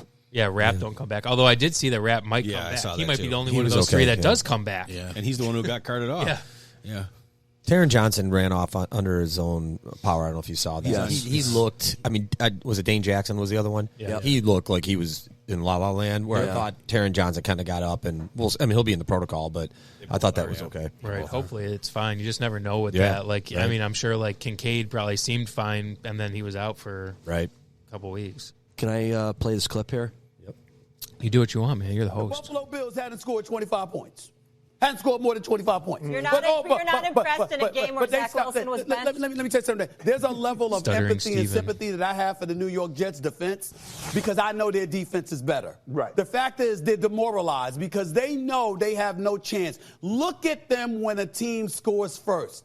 They're almost deflated because they know their That's kinda offense like the can't Bills do a have been, damn right? thing because When they their played from quarterback behind. is Does he mean- god awful. does he mean- Now, I think he Zach means I think he's Wilson, talking about the he's not Jets. all that He's far. talking I about was the listening But to you know what? this This isn't morning the first game on that they've been DL trailing. on Get Up, and I get your point about schematically and all that stuff. We get to Nathaniel Hackett yet again. Are we throwing him on our shoulders now? Are we talking about what a victim he was now because Sean Payton was classless and calling him out, albeit accurate when he did so? Are we doing that now? Hell no. Because the only reason Nathaniel Hackett is an offensive coordinator in this NFL is because Aaron Rodgers is his guy. And Aaron Rodgers came to the New York Jets, so he arrived there. He got the head coaching job in Denver because Denver was pursuing Aaron Rodgers, and they thought they had a shot to get him. So they hired him as the head coach. He has been god-awful. And are you ready, New York Jets, to host him on your shoulders now? I don't think so. Your offense is trash. Dak Wilson is trash. He can't – listen. He's one of those dudes, not you in California because of warm weather and all that stuff. You know what I'm saying? You ain't trying to be in New York. I get that. But let me tell you a little something about New York, okay? About New York. Zach Wilson got a hard time going out for dinner. I'm trying to tell you right now. They spot him at dinner in the streets of New York City. It's going to be a problem. They want him. He need to be Uber Eats. And what else can you come up with? He need to be ordering stuff to get to. Nobody wants to see him. Right. Nobody wants to see him. They can't ship him out of town fast enough, okay? This is what that's about. I don't want to hear anything about the Buffalo Bills. As far as I'm concerned, they had a bye week yesterday. Come to me in a month when they go up against the Eagles, the Chiefs after the bye week, and the Dallas Cowboys. I am And when interested they to see handle what their happens, business Jess. in games of that magnitude, we can bloviate about the Buffalo Bills. Usually and when there's Stephen A. return Smith to is yelling like football, this, quality his takes football aren't great. in Western So New he's got York. to window Until dress that him with the time, yelling. Shut the That's hell my up opinion. and go out there and prepare for a real I will say I NFL agree with what he's opponent saying, though. because you didn't go up against one offensively in the New York Jets yesterday. You take away though.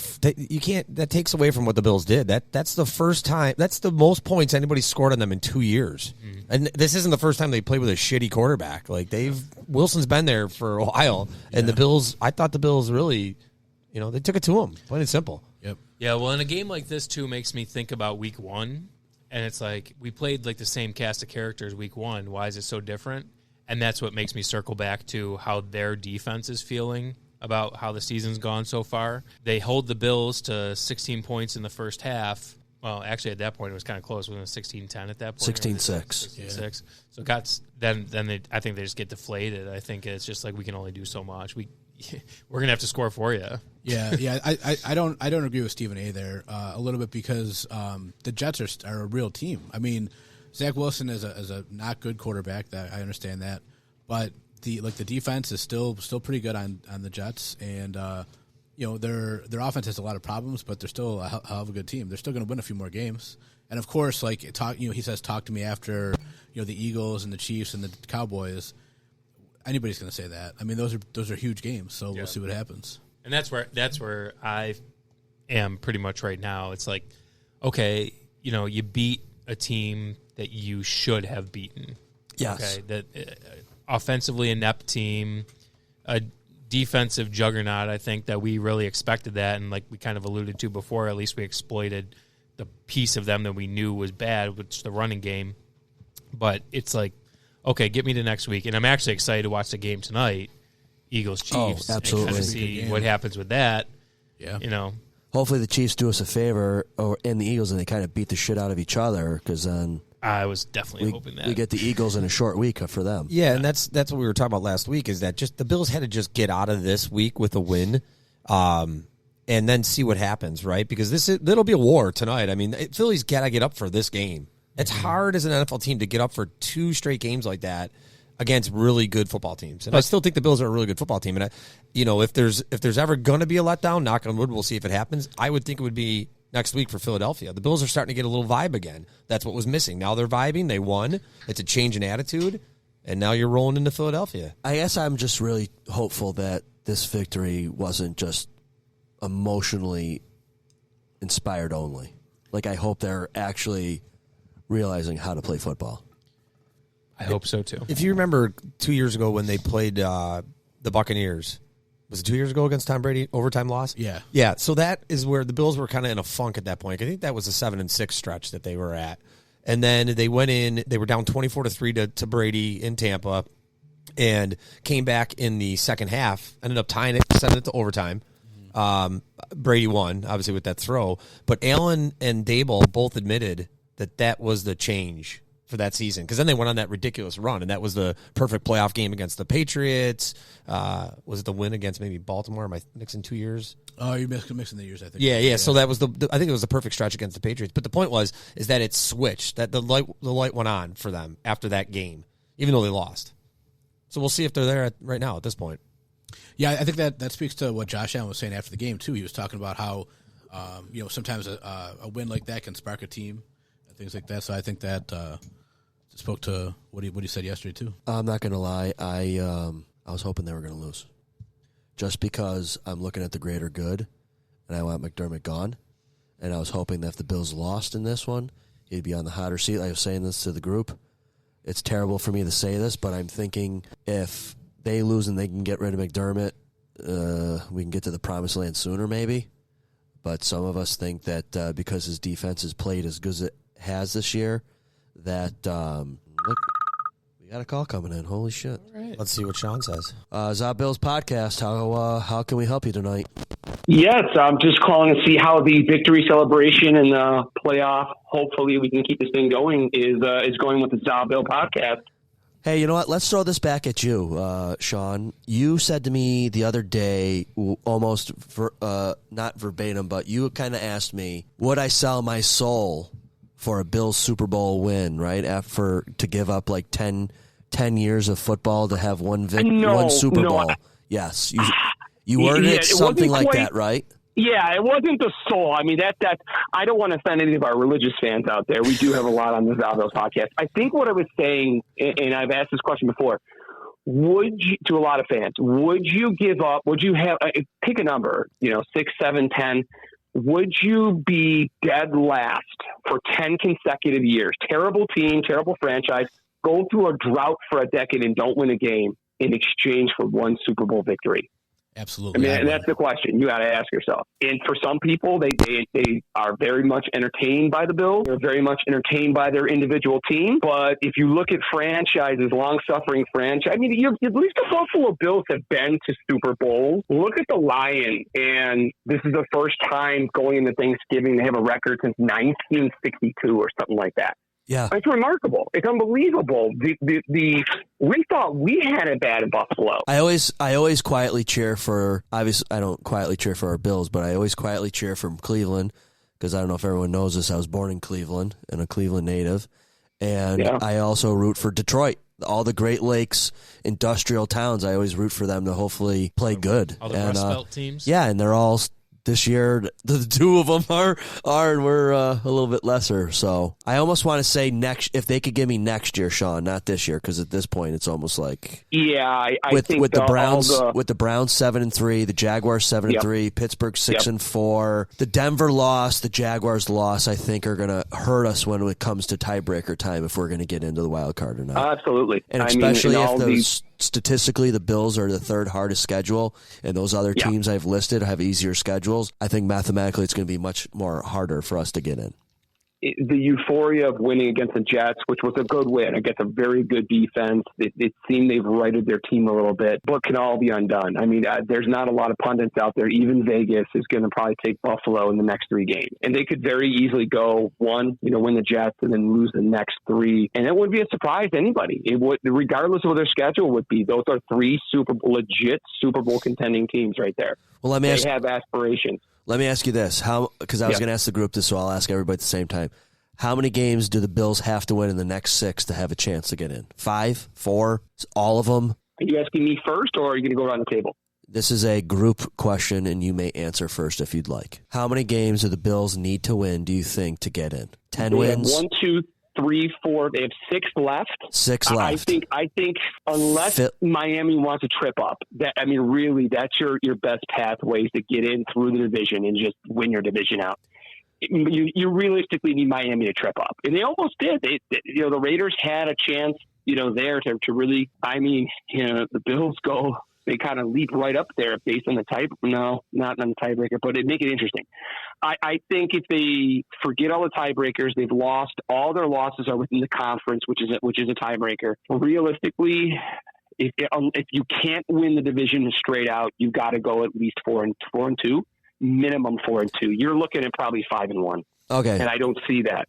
I think 4-2 is us sitting here bringing up Houston, bringing up the Steelers, bringing up Cleveland. 4-2, what would that make us? 10-7. I think 10-7 gets them to a spot where we're losing out on tiebreakers. I think 5-1. I agree. I think 5-1 puts them in a spot where they probably would be a top, because those other teams are going to lose games. I don't see the Steelers and the Texans going 12-5. Maybe one of them does. I just don't see that happening. I think 5-1. I think 5-1 would get them in. 4-2, then we're having this conversation. I guess it depends. Cleveland, they have a backup now for the rest of the season.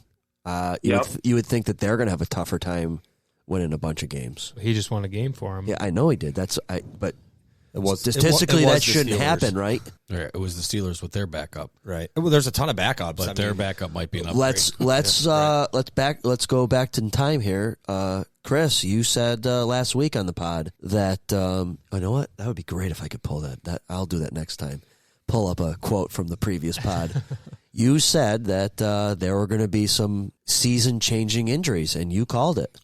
And I still think there will be more. It's hard for a team to get through the NFL season unscathed, right, and healthy. The 49ers just lost somebody yesterday that tore an ACL. I want to say it was their free safety. It was, yeah. Yeah. I can't pronounce it. Yeah, he's like Tongan or Samoan, something like that. A great player. Like, he reminds me of Polamalu a lot. Just shot out of a cannon. But the point is, you might not think much of that, but that's important to that defense, right? Yep. And I still think teams like Miami, Baltimore with Andrews going out, I still think there's probably a few more of those big-time injuries that are season-changing for other teams. Is anybody shocked or not shocked that Tua hasn't had a concussion yet? I'm pretty surprised by that, especially given last season. I'll say it. I'll be honest. I think they've invested a lot of time, money, and energy into this guy. They realize he can't be taking a beating, and they've either designed offensive strategies or they beefed up their line, one of the two, to protect him, because they know they know how difficult it is to restart a regrow quarterback. It just, they don't fall from the trees, So it's not overly surprising, but he's still one hit away. I still think you take a breath if you're a Miami fan every time he's in the pocket ready for a blindside hit. I think I'm surprised for that exact reason, that it only takes one hit. It takes one for him to fall the wrong way, even though he did all the jiu-jitsu and all that to fall the right way. It only takes one time, so there's not a whole lot out there. They certainly have changed their offense to get rid of the ball. He's getting rid of the ball quicker than he ever has this year. The offensive line, for the most part, is probably about the same. I don't think it's great. He's not taking sacks, and the downside of that is when he's playing defenses that are taking away that first read, like the Bills did, like the Chiefs did, he's having limited success because he's forced to get rid of the ball so quick, and that's how their offense is designed now. So in a playoff game, in a game that really matters, it's going to be tough for Tua to do that, and I think that's why they can't beat those good teams right now. Let's see if the Jets can do what the Bills did yesterday to the Jets on Friday, on Black Friday, the first Black Friday to Miami. Yeah, let's see if they can. They have a new starting quarterback as of today, and so let's see if they can pull one out and help us out a little bit. We'll see. Did the Jets name the backup as their starter? Yeah, Tim Boyle. Okay. Yeah, they moved Wilson to third. He didn't look any better. Yeah, no, he didn't look any better at all. I'm just saying, like, with us firing the coordinator and them getting a new starting quarterback, it's kind of like the same under the same vein. I feel like that they're gonna hopefully play a little bit more enthusiastically, I guess, if you will. And, hopefully they can do that to Miami. I don't know. Do you guys think it's weird? And obviously this isn't a Jets podcast, but I was just thinking about it. Do you think it's weird that they didn't try to go out and get a different quarterback once they knew Aaron Rodgers was out the first drive of the entire season, just knowing what they had as far as defensively? Their receiving core looked decent at that time. They're kind of not right now.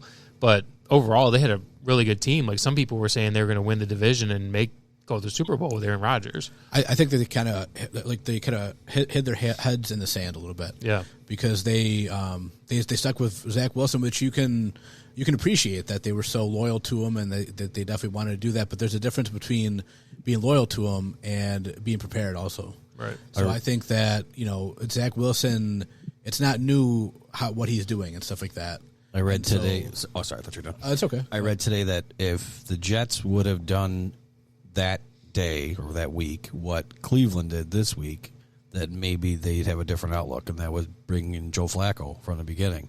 He's far from a stud. He's way beyond his prime, but he's better than Wilson, and he can at least manage the game better for you. Sure. That defense is so good that even a step above average quarterbacking probably gets them to 3 or 4 more wins than they have right now. I mean, that's how bad Zach Wilson's been. Yeah. I think if there's just a quarterback that does manage anybody, I think they're looking at probably 2 or 3 more wins easily, because that defense was literally shutting everybody down for a while there. It was impressive that the Bills putting up the points they did against that defense. We do a lot of bashing of our Bills offensive line. The quarterbacking is awful. I mean, the New York Jets, it's brutal. There's absolutely zero confidence, but they gave up 6+, if not more, sacks. I mean, when you're under siege like they are, you can empathize a little bit with their quarterbacking, but you can see why that franchise was seduced by Aaron Rodgers. Just a legit quarterback. We've got defense. We've got some weapons on offense. Now we got a guy with experience who can lead. You could see why that was such an attractive pickup and why he would want to go there in the first place. But that offensive line on the Jets kind of made the Bills' offensive line look pretty good this week. That's the one thing. I mean, they were. And it could be maybe he's not reading it right. Maybe their plays are taking too long. Maybe the second they don't. I have no idea. But he doesn't. They're not protected. Neither quarterback was really protected. And if you go back to Aaron Rodgers, he clearly was not protected to start the season. So I think it's a little bit of both. But yeah, I think the Jets have got to go back to square one with their quarterbacking. And I don't think Aaron Rodgers. Look at Von Miller. I was really hopeful he was going to get a sack last night for first of the year. It looked like it. I was hoping he would get another tackle. Yeah, right. And I knew he was going to come up today, so I paid very close attention to the plays he was in. Do you know he was on the field for 3 of the sacks, and he took a double team all 3 times? So that frees up the other side, when there's 2 guys on one, right? Yeah, and I was going to actually give him some props, even though I kind of was shitting on him in that text last night. I did notice that he was definitely pushing guys into Zach Wilson yesterday. He might not have got the sacks, but I did see the back of his jersey quite a bit when there was some pressure on Wilson. Yeah, he definitely looked better than he has in the past, for sure. But still no tackles. Yeah, well, there's always next week. Yeah.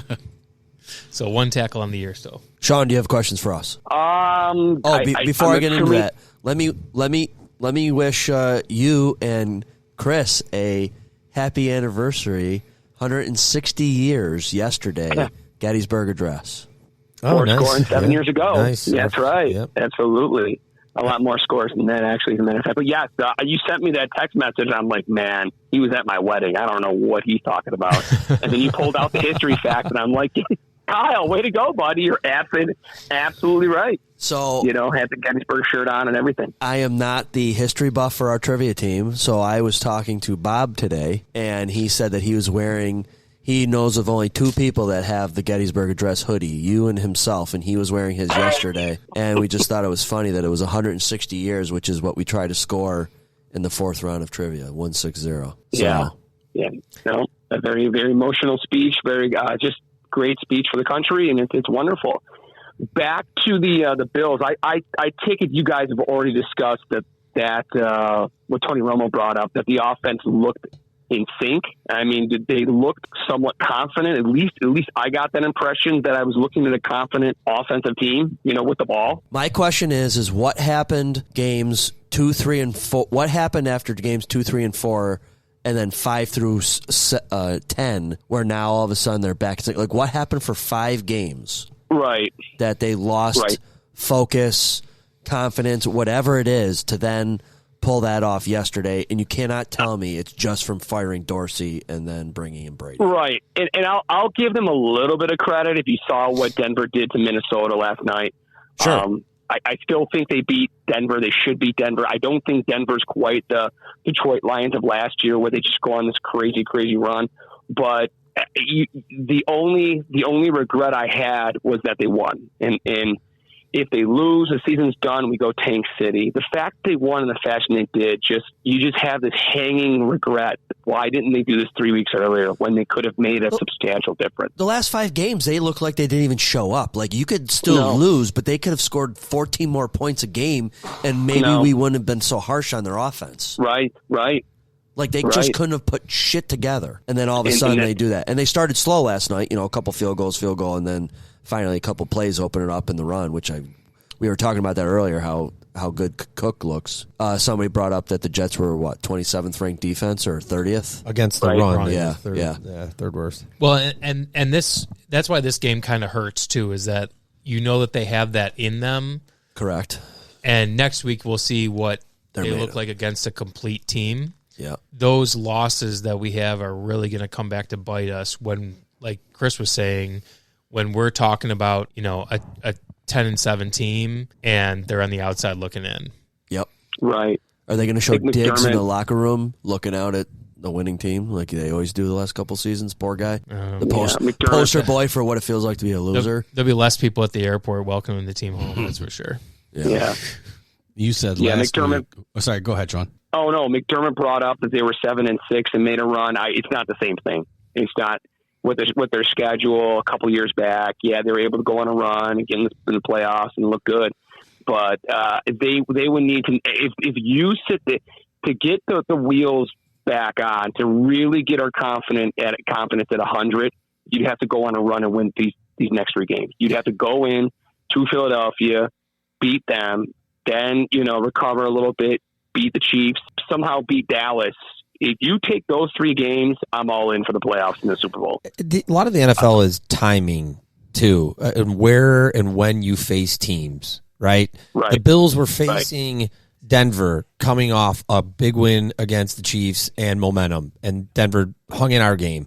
The Giants, for whatever reason, had a defense that was buzzing for a couple of weeks, and we faced them. No excuses. The Bills didn't play great, but it's timing. The Eagles game, to me, is a timing game. They're coming off probably a war tonight against Kansas City. The whole world's watching this game tonight.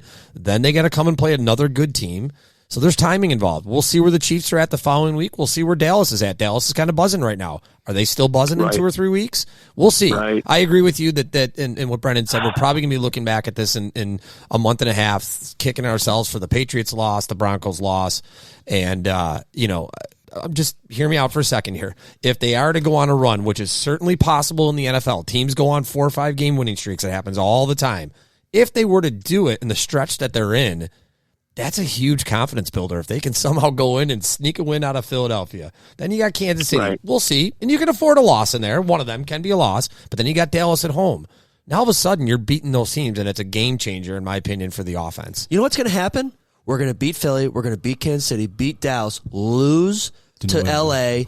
and New England, beat Miami, and we're not going to make it by a game. I don't see the New England game being a loss. No, but I'm just saying, like, Billsy going out, that'd be the most Billsy way to end the season. It certainly could be, yes. And Chris, I just want to say that you are a consummate professional. I was going to say that too. Your focus is second to none. I'm trying to get the Billsy fan out of me. Is it showing? But no, I'm being serious, because if you watch the NFL long enough, just look at the storylines. It's hard to... Kyle, your question was, why did they play so shitty for 4 or 5 weeks? It's hard to keep that going in a 17-game NFL season. They're literally like 4 seasons in one. I know, but some teams make it look easy every year. Well, but here, listen to this. Those are usually those are called the healthy teams. Yes. That's the key. Another one of my screenshots. The Bills are now a plus 104 point differential in the season. I saw that. Top four in the NFL. Second in the AFC. Yep. And no team has beaten the Bills by more than 6 points.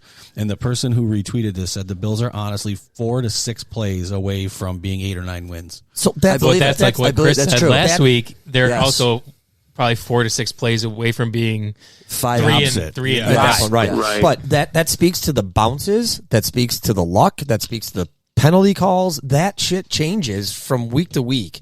And so they've been suffering through a lot of those in the last 4 or 5 games. We'll see if it keeps going. But that's just how the NFL works. Well, and to turn that quote on their heads, no team's beaten the Bills by, 6 or more, you said? The teams that beat the Bills by those scores have no business beating the Bills 100%. That played against Miami and played last night and played against the Raiders. Yeah. Like, if that is the Bills team that shows up, I hope to God that we are talking in 3 weeks about the amazing wins that they've had. I just don't see it. Yeah. But if they do, this season will be like a Cinderella story for them, the way that they've had their ups and downs. And where do you want that streak to come from? Or at what time of the year do you want them to get hot? No. Right? Going to the playoffs. It's not against Playoffs. Yeah, playoffs. Playoffs. There it is. Don't talk about. And that's playoffs? an amazing point. And I was actually playoffs. I was thinking about tonight, and I was thinking that exact same thing. I was thinking it's going to take an act of God for this team to actually win the number of games that they need to decidedly get into the playoffs. And if they do that, how worn out are they going to be by the end of the season? Are they going to have anything left in the tank to make a good playoff push? I don't know if they will. Late bye week, Yeah. Yeah, your only salvation is if they can get some of those guys on defense back. You fresh bodies. But that's one thing we haven't really discussed. I mean, they're taking their lumps too. I mean, they're a beat up team as it is already. If they're going into a lighter schedule, the fact that they're playing the iron of their schedule with the losses that they've already mounted up on defense specifically, it's hard to give them any sort of benefit of the doubt that they're going to be able to pull this off. It's just, I mean, you just look at all the factors. The math doesn't add up. You need Miami to implode. Miami implodes, you got a shot, and that would kind of be the anti-Billsy way of doing it. But I mean, I don't know. I don't know. Nothing computes, and that's the NFL. Maybe that's just how it goes. The Bills rip off 4 in a row against dominant teams, and they look like a powerhouse. And you guys are right. There is something to be said about going into the playoffs hot, but I just think that the players they've lost on defense, you're right, to claw all the way back to get into just a playoff contention, what they're going to have, it's a tall order. I don't think it's about the defense, in my opinion, at this point. I think it's the stretch that they're going into. You're going to have to score points. The Bills are going to have to get to, 30. You're playing Mahomes. You're playing Hurts. You're playing Prescott. You're playing Herbert. The Bills for the last 3 or 4 years they've tried to put up a defense that's done nothing against those big, high-scoring teams. It's the NFL. I just don't think, to be honest with you, it's going to matter with the defense. I think it's going to matter about Allen playing his game. If he plays like he did yesterday, they're going to be in every single one of these games, and they're going to put up points. You're not facing the Jets' defense over the next 4 or 5 weeks. Philly's defense, their secondary can be beat. Cowboys, they got some pass rush, but teams have scored on them. Right. The Chiefs, their defense is good, but the Bills have played against them. They match up well. So, I'm looking for reasons why this makes sense, but I really think from this point forward, it's about Allen. If he's going to score 16, 17 points, they're done. They're done. The last couple of weeks. They'll be out of it. But if he can get to where he was yesterday and he's cooking, I think it changes everything. Hopefully this change for the OC really resonates with him, and they just take this as like a launching point. Like, the Bills fan in me says that, okay, let's go do this. The realist in me doesn't say that, but I'm going into this week hopeful, realistic also. I really want to see the game tonight. Sean, what is your song that you would say would be most embarrassing for people to know that you really like? One that you listen to by yourself in the car, you sing to, but then you roll up next to somebody, you turn it down. Your guilty pleasure, if you will. No, I know. Kyle asked that question, and I have a a thing for Alanis Morissette. That Jagged Little Pill album is the album but I have to roll up the window. I can't be seen around town like rocking that. I'll have my windows down. I'm not afraid. But I can do the Jagged Little Pill album. Not in its entirety, but yeah, that is my start to finish. That is the fantastic album. Hey, Sean, it's great. Couple months ago, my wife and I went to Shays and saw that musical. It was fantastic. It was absolutely fantastic. Recommend she it. couldn't recover. And you know what's crazy? She only had like 2 albums. She may have had 3, but definitely 2. I don't know if she went past that. And she had a great career, right? With 2 albums. Yeah, not many. Yeah, sure. yeah. Well, her numbers with just that album were unbelievable. I think she might have sold 20+ million copies of that album. I mean, you'll never get albums selling like that again in the history of music. Well, thanks, Uncle Joey, to that one. She's like the original Taylor Swift, writing the songs about the ex-boyfriend. Yeah. Yes. Oh, Joey. Yeah. I done a deep dive. That was one of the COVID deep dives I did with. Is that really about him? You know what? She's never admitted it. Dave Coulier has come out and said that was about me. She has never admitted who that was about. Okay. But Dave Coulier was able to. There was a moment they had a relationship, which is just weird to think of. That two Canadians, right? And lo and behold, he makes the dots, the connections, and bing bam boom. That was Bob's your uncle. Yeah, Bob's your uncle. Right. Yeah. Yep. And then the rest is history. Bob Drunkle. Bob Drunkle. Hey, Sean, what is your how do we ask favorite restaurant? Favorite restaurant? Yeah, Death Row. Death Row meal. What's the question again? My favorite restaurant. What was the last part? Death Row meal. So what's your favorite last restaurant, and what's the meal that you like there? That's a really good question. That's a tough one. We're trying to help our listeners learn a little bit more about us each week. Yeah, we usually do Salvatore's or Russell's. Those are just great places with great foods, great drinks. That would be kind of my go-to recommendation. Chef's is really good too.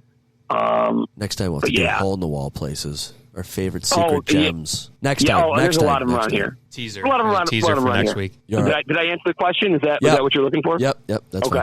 Right. So where do you side on the Russell's Salvatore's feud? If you had to pick one, Russell's. Mm-hmm. Well, it really depends what you want. One's Italian, one's steak. If you want Italian, Russell's is the way to go. Steak. I mean, it's a father-son duo. They don't get along at all.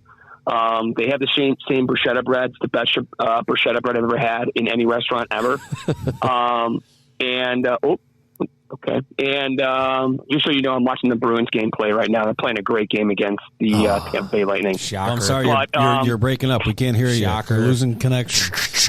Yeah, don't worry. Yeah, they're playing like they're on a power play right now. But it depends what you want. It really does depend what you want. If you want steak, Russell's is fantastic.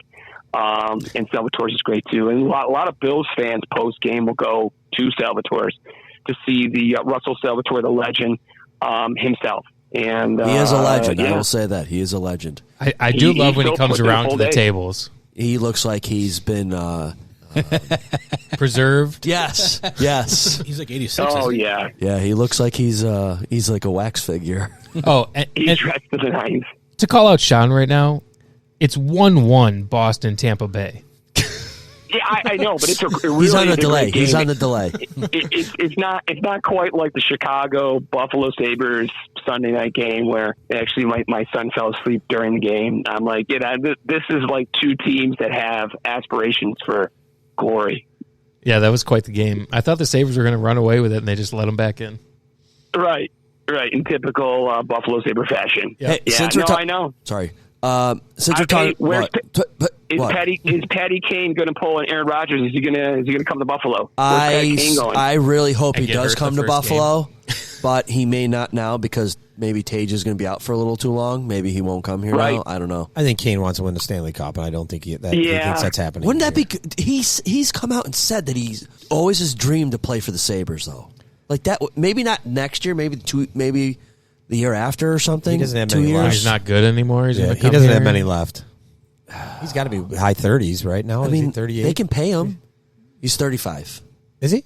Yeah, I think he just turned 35 because they were talking about how that's not his terrible. birthday was Saturday or Sunday. Correct. If he turns 35, there's something in player agreements that he can get paid bonuses and these other things if he waits to hold out on a contract. That's not accurate. You have to be 35 on July 1st. So he could sign that agreement you're talking about this July if he wants to. He could sign what's called an overage bonus deal where you can push the cap hit. Professor to NHL. next year. What the shit? That's impressive, man. I never even heard of that ever. Yeah, that's what's costing the Bruins right now is they're paying $4 million on their cap right now, dead money, because they pushed Krejci and Bergeron to this year. So they've got $4 million right now that they can't spend because of the overage bonuses. So yeah, no, he could do that this July 1st if you want to. Well, regardless, I would love to see him come play here for two Here years you go, or so. Kyle. What? Here's a question for you. If Pat King comes to Buffalo, wins a cup with the Buffalo Sabres, is he more popular than Josh Allen? Absolutely. Hometown boy comes home, wins a cup for the city. It'll be the first championship here. Not among the ladies. Or the cab driver. Speaking of ladies, hold on real quick. I got this question I'm going to forget. Has anyone here, including Sean, has anyone gone to Dave's Chicken yet? No. I specifically did not go because I knew it was going to be a I drove shit by, show, and I heard it was a disaster. I drove by yesterday during the Bills game after hockey and picking up Wegmans groceries. We swung through there just to see how busy it was. The line was still out the door during the Bills game. I'm I like, think it's I'll going to wait. be like that for a while. I'll wait. Yeah. I saw a review. People are saying it's awesome. Some lady said she stood in line for about an hour. Owner came over, talked to her, was really nice, gave them free milkshakes while they waited. Free milkshake. They said the sandwiches are delicious. So I'm like, all right. Let's just go stand in line and get a free milkshake. And We could podcast while we're there. Yeah. Nah, I'll wait until there's no line. Yeah, I'm in no rush.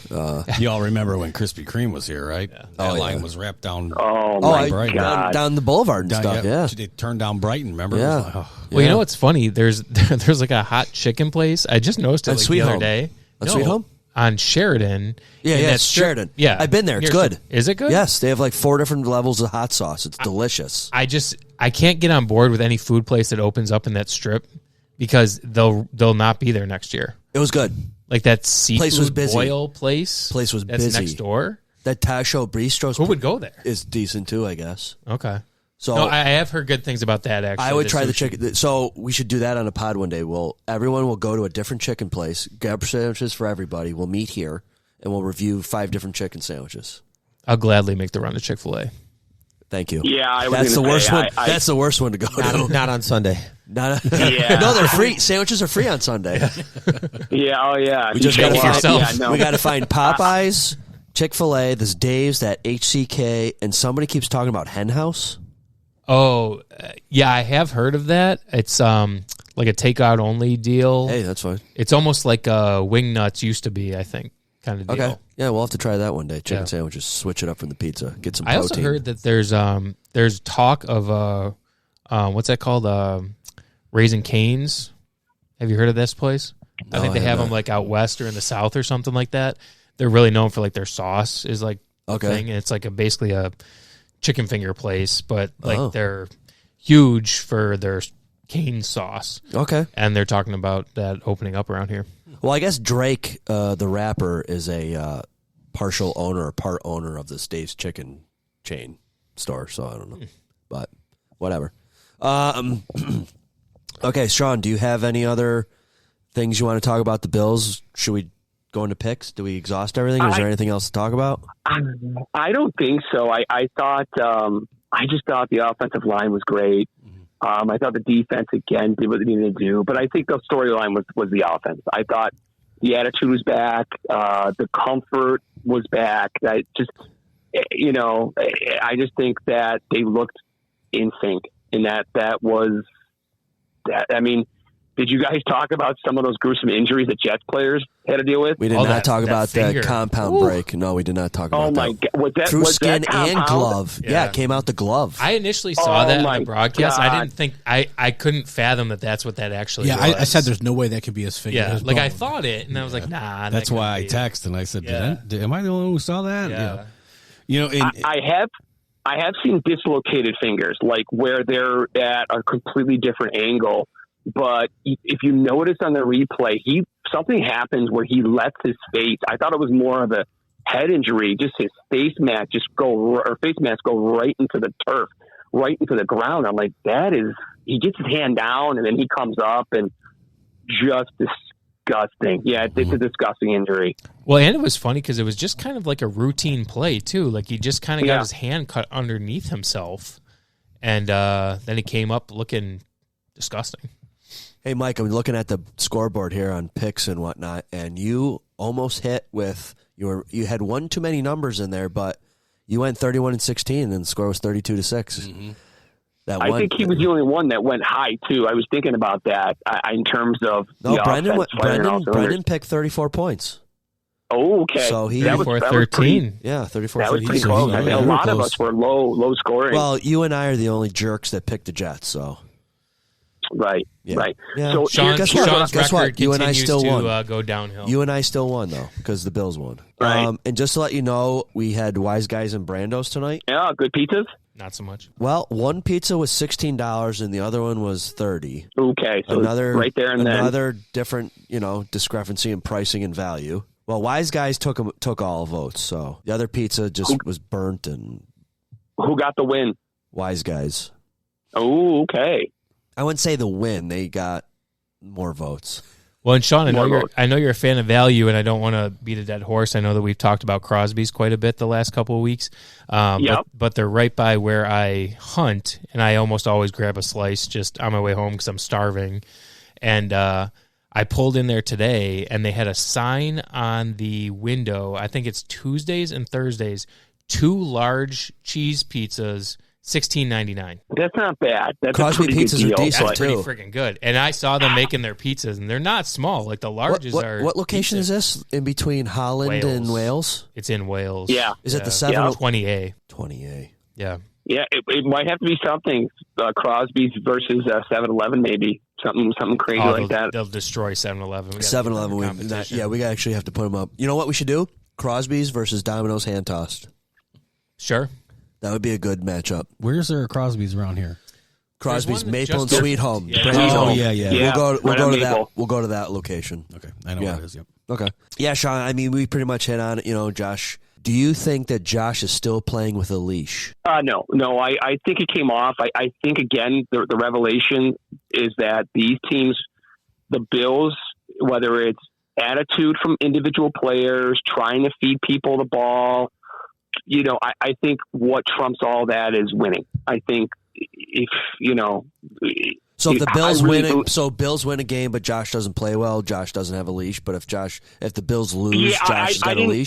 I didn't get the sense he was really on much of a leash the last couple of weeks. I really thought they were doing what they could do to preserve him, but you've got to push all your chips in. I don't think so. I think I think you guys said it. The Jets' run defense was not good. What was encouraging is we saw the Bills continue to run the ball.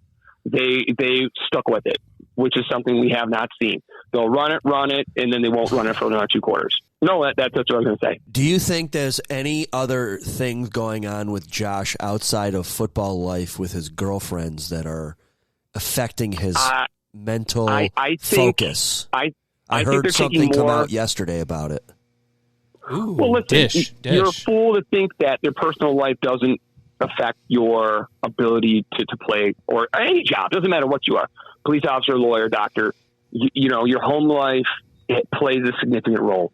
So I don't know. You're a Boston fan, right? Die hard. Okay, so you're going to appreciate this little snippet that I'm going to play you off of Bill Burr's podcast. This is recent? Yeah, hold on. Oh, shit, I can't do it because Sean's on the phone. That's too bad. I really like Bill Burr. He's probably one of my favorite comedians. Hold on. All right, you guys talk to Sean for a second. Let me see if I can pull this somewhere else. I'm going to say this about him being on a leash or not being on a leash. I hope this makes sense. It makes sense in my head. He has not been having fun, right? For several weeks, he's not been having fun. And he is nothing but a big kid. And when he's doing what he wants to do and playing how he likes to play, the guy has fun. And I saw that this weekend, smiling and laughing and, fist pumping or whatever you want to say it. He was excited about plays. When when he hit Shakir for that 82 or 81 yards, whatever it was, he was one of the first ones in the end zone celebrating. He was sprinting down the field behind him, Yep. So I think the leash has been taken off, and I think they've told him just go out there and be you and have fun, stick to the plan, that kind of thing. But he's not handcuffed anymore, I don't think. Yeah, I couldn't agree with you more. I think it was also a big point of emphasis in his post-game conference that he actually kind of said that was their focus this week, was to have fun. And we've said on the pod for at least the last 3 weeks, if not more, he's just sitting on the bench, just looking sorry for himself, not jazzing anyone up, not, they don't look excited.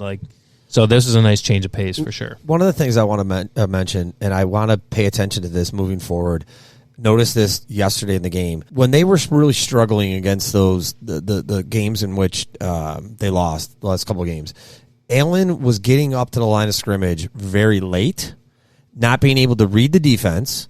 A couple of games they were forced to take timeouts. If you watched yesterday, they had a pace and a rhythm going in which he was able to look at the defense and make a call. And when he can do that, he's a different quarterback, like any quarterback. So he was getting the line of scrimmage with 15, 18 seconds to kind of read. And I think on the Cook touchdown, he called something and said, we're good.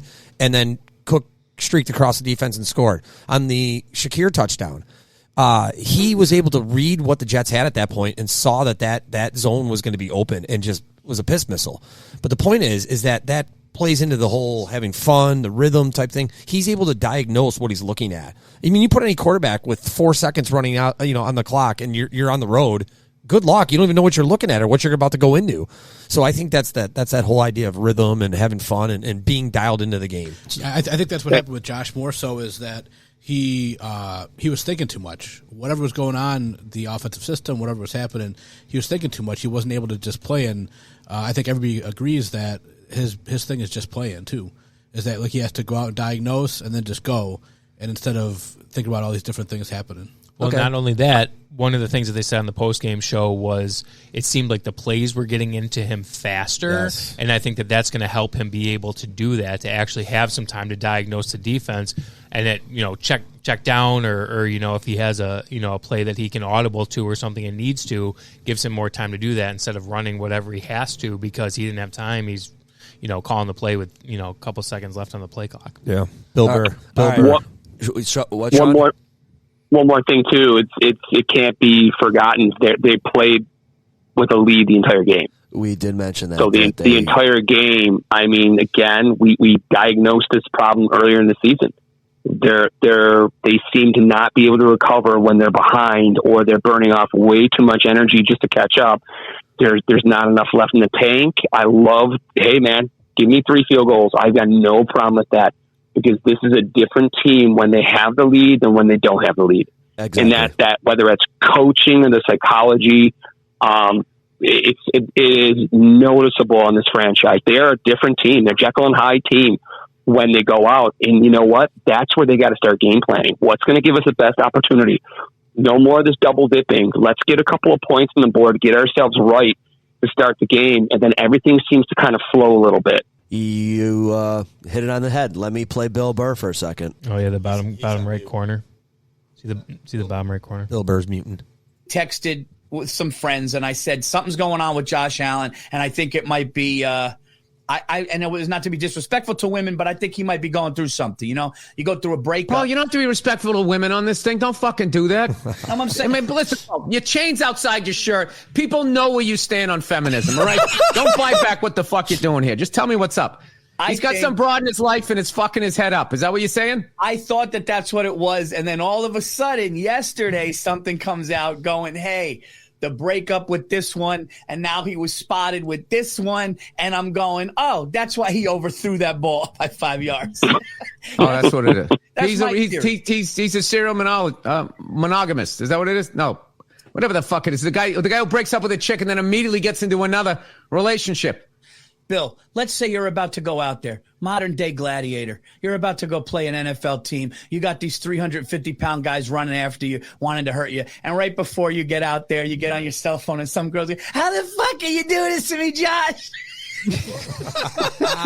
Shit. All right, dude, let me I got to get you got any girlfriend? So like what? I need the house. She was over my house. He's like, look, dude, I got a game. Just give me 10 minutes. I'll call you. I'm just a simple kid from Wyoming, wherever the fuck he played. Yeah. So this is fuck that, dude. They can turn that shit off. You can. I jokingly texted awesome. with some friends and I said something's going on with Josh Allen. What do you think, Sean? That's pretty funny. You That's know a good what? bit. That's a good bit. I've got my issue with that is, you know what? They have a week to prepare for this. You've got a week to prepare. It's not like you're playing back-to-back games every other. I do think, again, we've talked about it. That, yeah, could there be something there? But I think, you know what? Really good athletes, that's their job. That's also their escape. You know, they sit there. They don't have to worry about what's going on in the family room when they're on the field. And I don't think it really plays any role with Josh Allen at all. I don't think anything at home personally is unless it's a serious issue, relationships. I think for a lot of these star athletes, the gridiron is their escape from any problems they're currently dealing with, whether it's the court, the football field, the ice rink. I think it's good medicine for them. So I don't think all that drama. I think it has a lot more to do with their plan, what the offense going, and what the rest of the team's going through. So I don't put a lot of stock in all that. I just don't. All right. Hate the player, not the game, right? What's that? I said hate the player, not the game. Yeah, I mean, I everyone wants to bring that up, and he's got to be a personal guy. Dude's not going to be celibate for his whole life. People are confused as to what happened to him, right? Like the dude's a beast, and then all of a sudden he shits the bed for a couple weeks. Yeah, I mean, well, who knows? Well, it may be a couple years before we realize what exactly went down when it came to this part of his career, or at least this season. But I just think, again, it wasn't just Josh looking out of sync. It was the whole plan. It was the whole program. It was the whole offense. Whether it was play calling or play. Josh has been remarkable for this year. He's got interceptions and he's made some bad plays. But I think you brought it up last week. He's only had 3 true interceptions. And you look at the touchdown, whether it's runs or passes, he has not been the problem. It's been the whole offense in its entirety. Just can't put it together. It is crazy that everyone's been shitting on him, and the stats that they keep throwing up on the TV. What's it, like 150 some? He's got 205 touchdowns and the fastest or the most in the first 6 seasons for a player. He's going to put several more after this. Then there was the other stat about how many total touchdowns since, was it 2020? He's got 100 and something. 19. Yeah. And then, unfortunately, the other side is he's got the most turnovers by 18. I think the best comparison, I think it was Mike Greenberg said Brett Favre. Yeah, we talked about that last week, and everyone was like, "Oh, I'd take Brett Favre." Oh, on a heartbeat. Depends what team he's on with playing Brett Favre. Well, that's why I kind of like that meme that I forget who shared it, but it was the one between him and Mahomes, where like they're basically like the same player this year. But one team's 7-2 and one's 5-5. Exactly. And one's getting shit on and one's not. Yes. Tua has 9 fumbles this season. 9. Allen has 4. You don't hear anything about Tua's how many picks does Tua have though? Not as many, obviously. But yeah. The point is, narrative is different. So I used a laptop to share on the TV. I'm going to give a shout out to my 7-year-old nephew. Not a good shout out, is a closet. He's a closet Bills fan, but anytime I see him, he's either wearing a Mahomes hat, a Chiefs hat, and I'm looking at a picture that was posted 26 minutes ago. He's wearing his Mahomes jersey and his Eagles hat. He is such a bandwagon fan. I bet he likes the Yankees, too. I don't know what he likes for baseball, but here he is sporting both at the same time for the game tonight. I did hear the other night that he got very, very upset. I don't know if he cried or not when the Bills lost to Denver, so I know that he's still... So did I. That he's still a Bills fan, but he loves to razz me and wear these other garbage teams when he sees me. I'll be interested to see what he wears to my house on Thanksgiving. Speaking of Thanksgiving, I'd like to take this time now to go around the table and see what everybody's thankful for. Just kidding. We won't do that. Score update. The Chiefs have gone down and scored on the Eagles, 7-0. Yeah. Oh, thank you, sir. Yep. Sean, before we let you go, we've had you on this phone for almost 50 minutes. Do you have any fun, weird Thanksgiving traditions? Fun, weird, no, but it's a coincidence that Thanksgiving night, the Elf on the Shelf makes an appearance. So it's kind of like a tradition in our household. All the elves, there's like 27 of them in our household with all sorts of animals. Hold on. You have not a shelf elf on the shelf. You have elves on shelves. We got plural. Yeah, we've got one for each kid, and each one's got an animal, and it's a full-time job watching those elves. Sean, can we have your wife's phone number? We have to have it. Yeah. Yes, but off the air. Oh, of course. I gotta say though, it is so funny you just brought up Elf on the Shelf, because when we were talking about Katy Perry and Snoop Dogg, have you guys seen the Snoop Dogg Elf on the Shelf, the Snoop Dogg one? Yes. It's like a Snoop on the It's Stoop. fantastic. Snoop You on can the buy Stoop. that. Yes. I almost bought that the other day. Yeah. I was so close. Yeah. But he's like smoking a blunt, and I didn't think my kids would really, Also, breaking news, not to interrupt the end of this, Kareem Jackson from the Broncos, 4-game suspension for the helmet hit. Yeah. Wait, who? Yeah, Because he's a repeat offender. He's coming off a 2-game suspension. He comes back for 1 game and then drills. Was it Dobbs? That was bad. Yeah, awful. Bled with his helmet. Now he's got another 4-game suspension. This happened last night? Yeah, the guy's not getting it. He'll be suspended for the year, I assume, right? He got 4 again on top of what he just had. Probably a big fine. Right? So, Sean, with all your blow-ups, I'm not surprised that you have that many shelves or elves. Nah, I shouldn't shock anyone. No. Yeah. Hey, when you do these holidays, you go all out, bro. Just for 2. Halloween and Christmas, then I go on the shelf for 10 months, and then we do it all again in September. All right, so Sean, the kids in my house want to know when the display's going up. We drove by expecting some blow-ups, and there was nothing out there. Yeah, where's Santa's sleigh, bro? Where's Santa's sleigh? It must have been a couple of days, because everything is up and operational as of yesterday. It was. We drove by on It just wasn't last on. Thursday night. Okay. Yeah, it's you know what, we usually wait till this break coming up, but the weather was nice enough this weekend where it's like, I don't want to contend with frozen ground. Yeah. Let's take and we did some. Lights went up today. The front lawn looks all set, ready to go. Going to run a little more electricity. Get on the roof. Get those lights going, and then we're good. Griswold over here. Well, you got fans. Absolutely, a good movie right there. You got fans. It's fantastic. You got fans asking to drive by. Dylan was like, "Oh, can we drive by Andy's house and go see his stuff?" I said, "I think so." Yep. And so we drove by, and there's nothing up. And I said, "I think that's his house." He goes, "Yeah, he's got a basketball hoop. That's his house."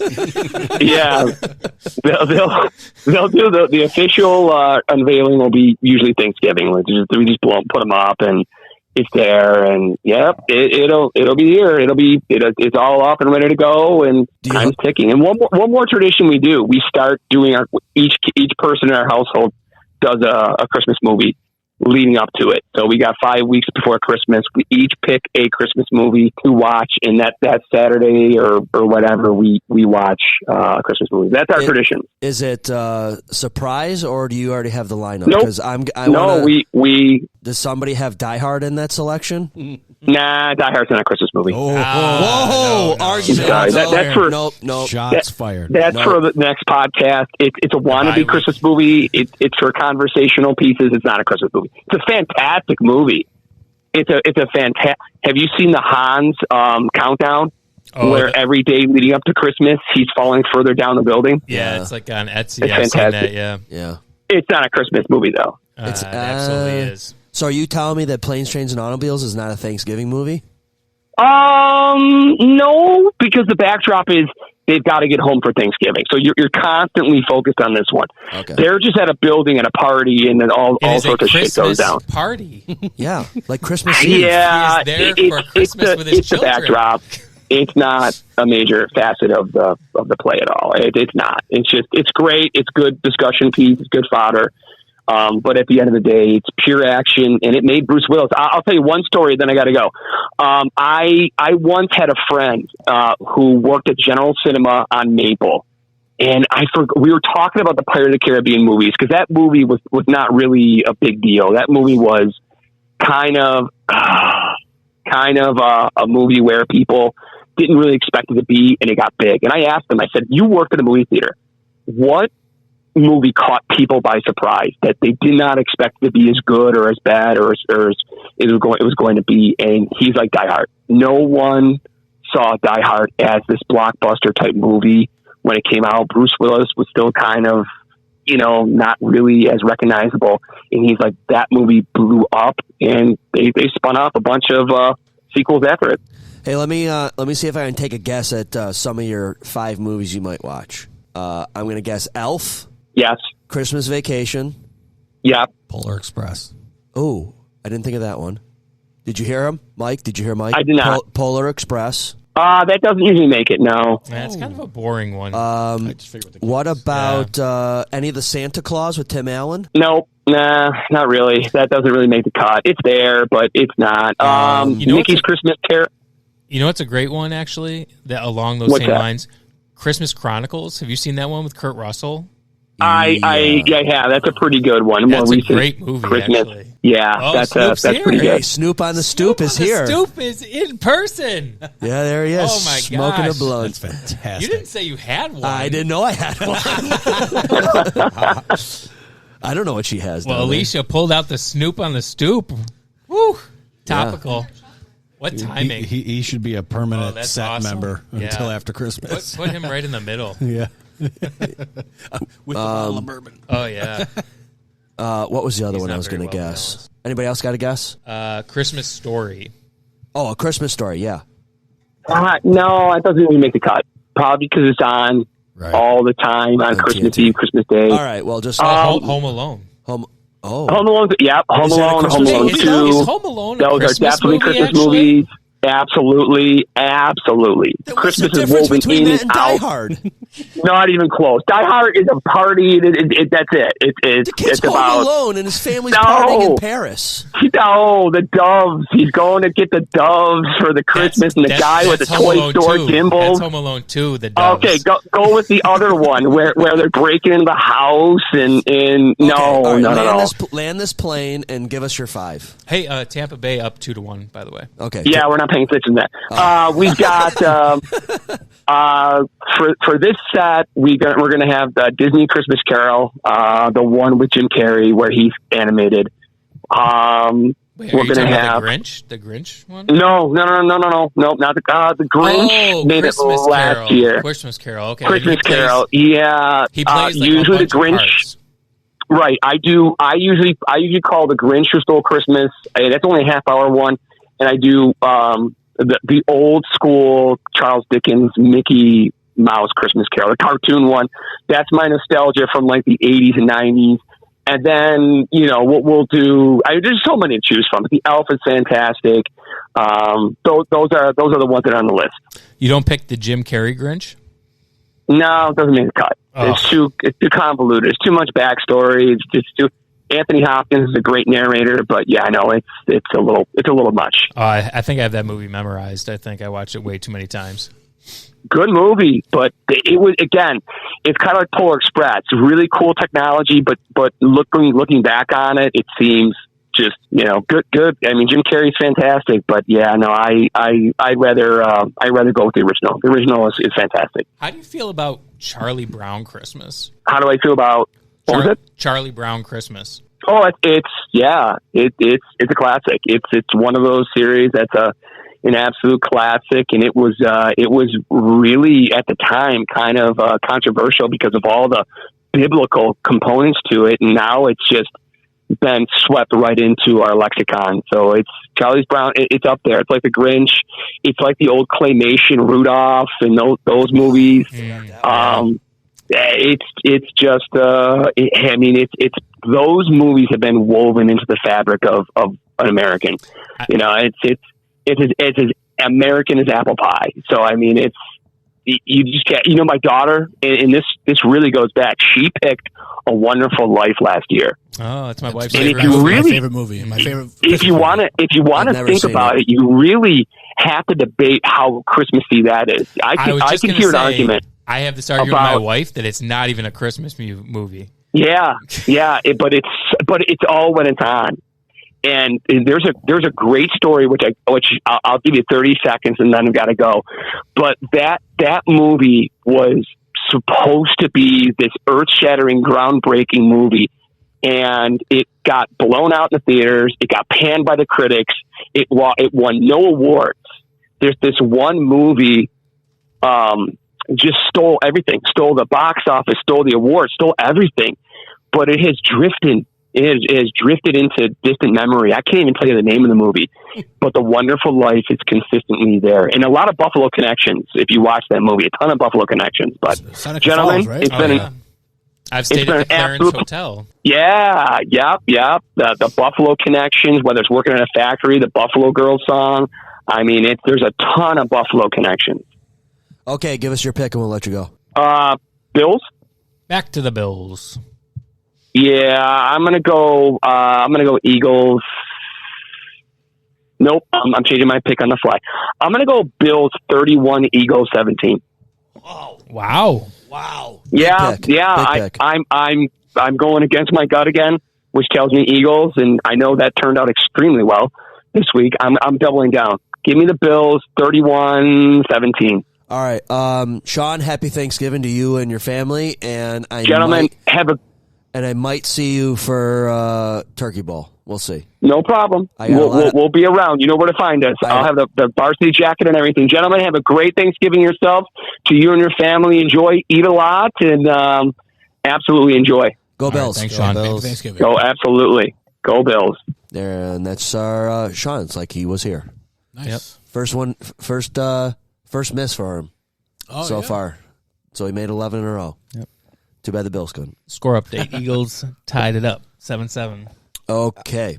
Does Chris? Yeah. Did you have something? No.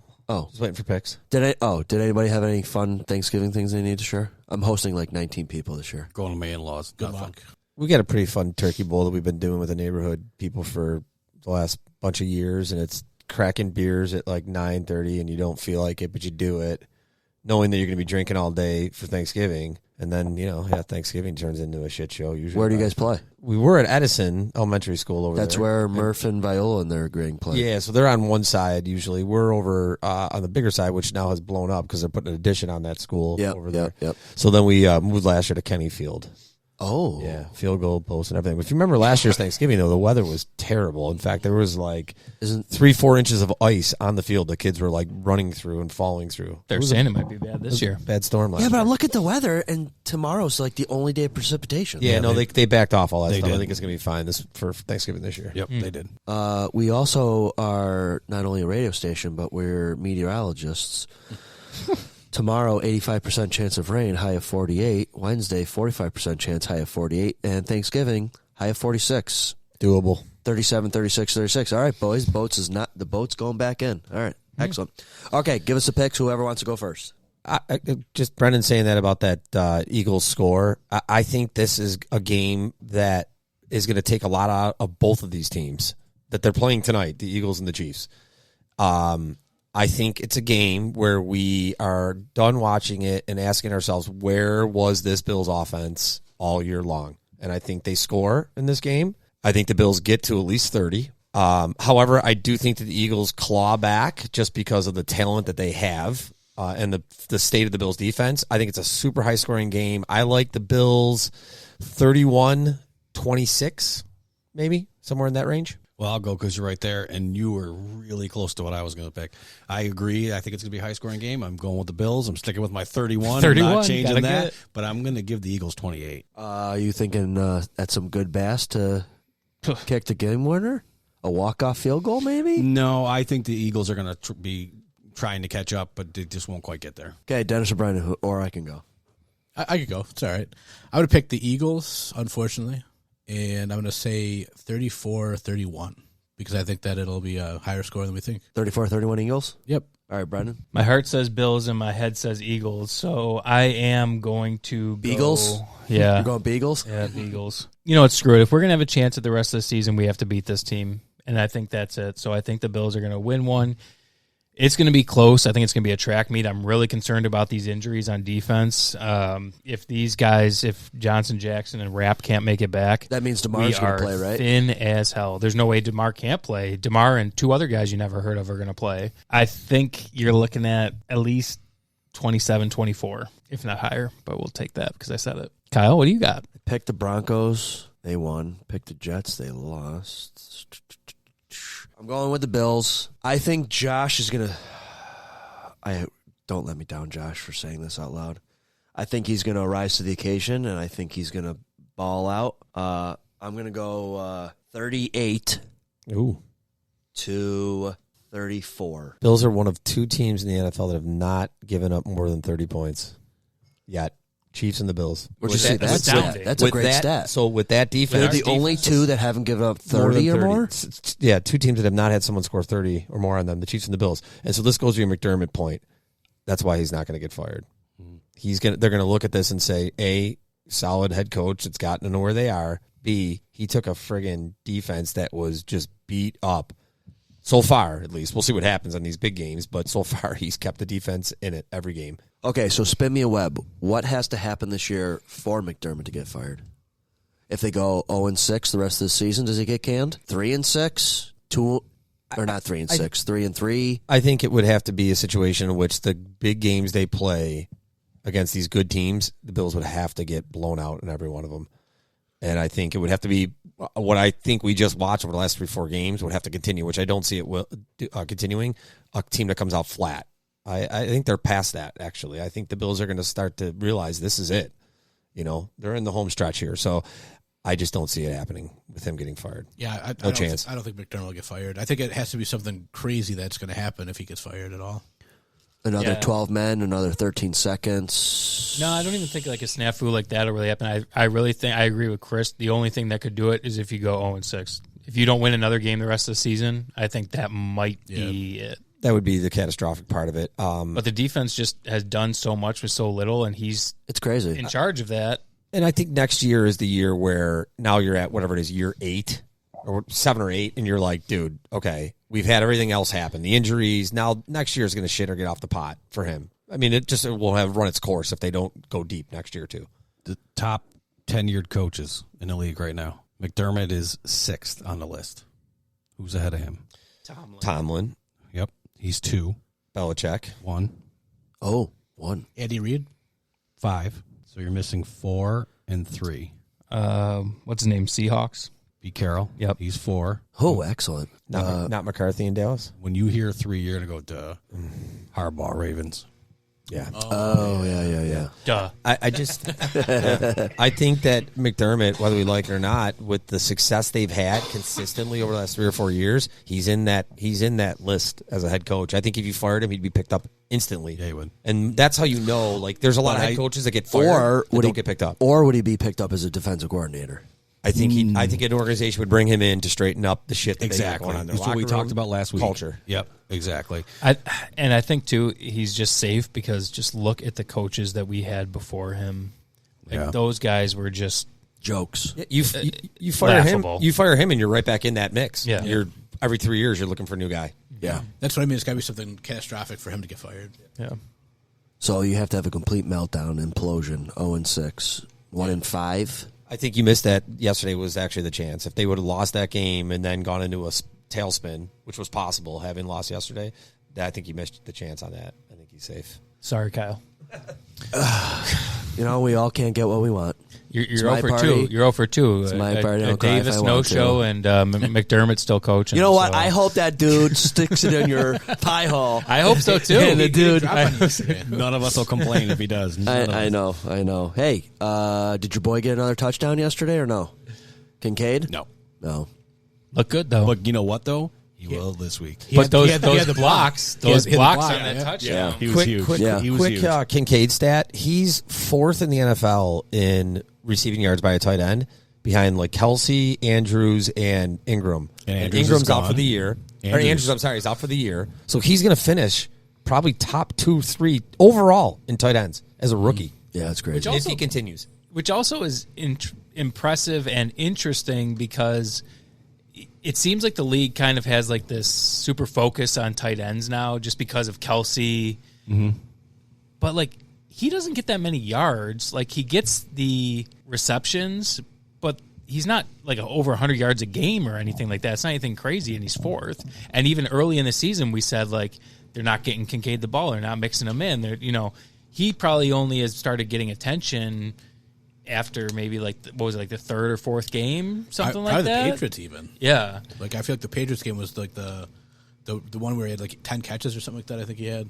Like that was the big one. I know we got to run soon, but the quick thing I think we're seeing is with Shakir and Kincaid emerging over the last 4 or 5 games, and Diggs, and both Diggs and Davis starting to see less targets and less production, is because I think what's happening now is Allen's starting to realize that those teams are shifting their attention. This is what we talked about in the offseason, at least I did. Who are you going to cover? And I think Allen's starting to realize that they can take Diggs out and they can take Davis out. Okay, well, now we got these other guys that are getting linebackers on them. And I think that's really changed for Allen in the last couple of weeks. Just real quick, back to that note, with the 4 of them, Kelsey, Andrews, Ingram, and Kincaid. Andrews is gone, and he's only 39 yards behind Ingram. So he's one big catch away from second place. I mean, that's for a rookie. Yeah. And real quick, too, I read this. This is completely off topic. We haven't talked about this at all today. But I read this, and I was like, holy moly. I was one who was not happy that Tremaine Edmonds left. He's a great player, right? I was glad he was gone. Well, this is why I'm glad he's gone now. He takes up $14.69 million on the Bears cap. Connor McGovern, Leonard Floyd, Douglas, Linval Joseph, Latavius Murray, David Edwards, Ty Johnson, and Poona Ford, all together $14.3 million. And what kind of stats does Tremaine Edmonds have this year? Well, hey, are you ready? I Okay. think Bernards are better, aren't they? Hang on, I got those two. I mean, the Bears suck. Gotta be. I got those two. Terrell Bernard, $1.1 million cap hit, 95 tackles, 3.5 sacks, 2 INTs. Tremaine Edmonds, I already told you what his contract is, 77 tackles, no sacks, 2 INTs. Okay. Part of that's the injury to Milano, though, too. He's been able to really emerge as the guy in the middle. I was thinking earlier, could you imagine if we had both those guys? Yeah, I was going to say, I do agree with you, but he was lighting it up when Milano was here, too. And that actually reminds me, did you guys see when he teabagged Wilson? Yeah. That was fantastic. It's great. He tackled him, and he slid right up his helmet and then stood up. It was phenomenal. So Terrell Bernard, 1.1 against the cap. He's got 95 tackles, 3.5 sacks, 3 fumble recoveries, I should say, 2 interceptions, and 9.5 stuffs. I'm not sure what that is. Hey, Dennis, I just read those. Oh, well. He's just I didn't hear the stuffs. I didn't hear the stuffs. Well, I know this. I left the stuffs off of mine. I have the same exact picture because someone said, "What are stuffs?" and no one answered it. What is it? What are the letters? I think it's a guy first on. It's STUFF. I think it's the first guy on contact in the backfield on a tackle or something like that. Yeah, but so not a tackle for a loss because they didn't get tackled. I think it's just got to be like first guy on contact at the line of scrimmage. I had a picture up here earlier that kind of surprised me that Ed Oliver Ed Oliver has the most QB pressures of a D tackle this season, like 41, not including yesterday's game. Well, you want to know a stat that I heard coming in that you'll appreciate, Kyle? Is it about Davis? It is. Okay. Do you know which receiver had the most percentage of plays on the field in the game yesterday? Yeah. Which player had the most snaps of the game? Yeah. Well, I'm going to guess Davis. Yeah. 88% of the snaps he was out there. So, not even one target. Didn't even have a target. So that's telling me that he is just drawing coverage to open up other guys. That's what I was getting at. Yeah. Or is there a breakdown with him and Allen? Yeah, but why the frick would he be out there that much then? Because Sherfield's out? I think the Jets have 2 really, really stud cornerbacks that went on our 1 and 2 wide receiver. And I think 3 and 4, Shakir and Kincaid benefited from that. Absolutely. Because, you shut down Shakir and then Davis should be open. But I'm surprised they didn't say, hey, that guy's got 50-50 hands. Let's just let him run open. Yeah, let's let him run open. That's when you're going to get crushed by him. Yeah, one thing that I noticed on the broadcast was, I don't know if it was Romo or Nance that said, I can't wait for Dawson Knox to be back. I don't miss him. And I was saying, I can. I like the team kind of without him. I don't like, and they actually were doing this. They were running 2 tight end sets, but they're not running it as much as they were when they had both of them. If he can he come? Is he going to come back this year? Or is he done? He'll be back this year. There's a chance. Yeah, he's on 4-game IR probably. And Milano coming back or not coming back? Has that come out yet? I think out of the 2 of them, I think Daquan probably has a better chance to return deep in the playoffs. I think Jones or Milano's going to be a tough out. Okay. That leg and rehab and getting back to game strength, I don't see that happening. Okay. That's just me. All right. Well, it's time to hear The trains are going to Philly. Mm-hmm. Sunday, 4:30. And that ends the show. So, folks, go Bills. Thanks for listening. And have a great, happy Thanksgiving. Go Bills. Happy Thanksgiving. Go Bills. Go Bills. It's a presentation of Kmart Productions. Sponsored by Doug's Chiropractic and Empire Tow and Recovery. Please listen, then rate, review, and follow all episodes. Zob Bills is executively produced by Kyle. Executive sound engineering by Kyle. Art, lighting, music, also by Kyle.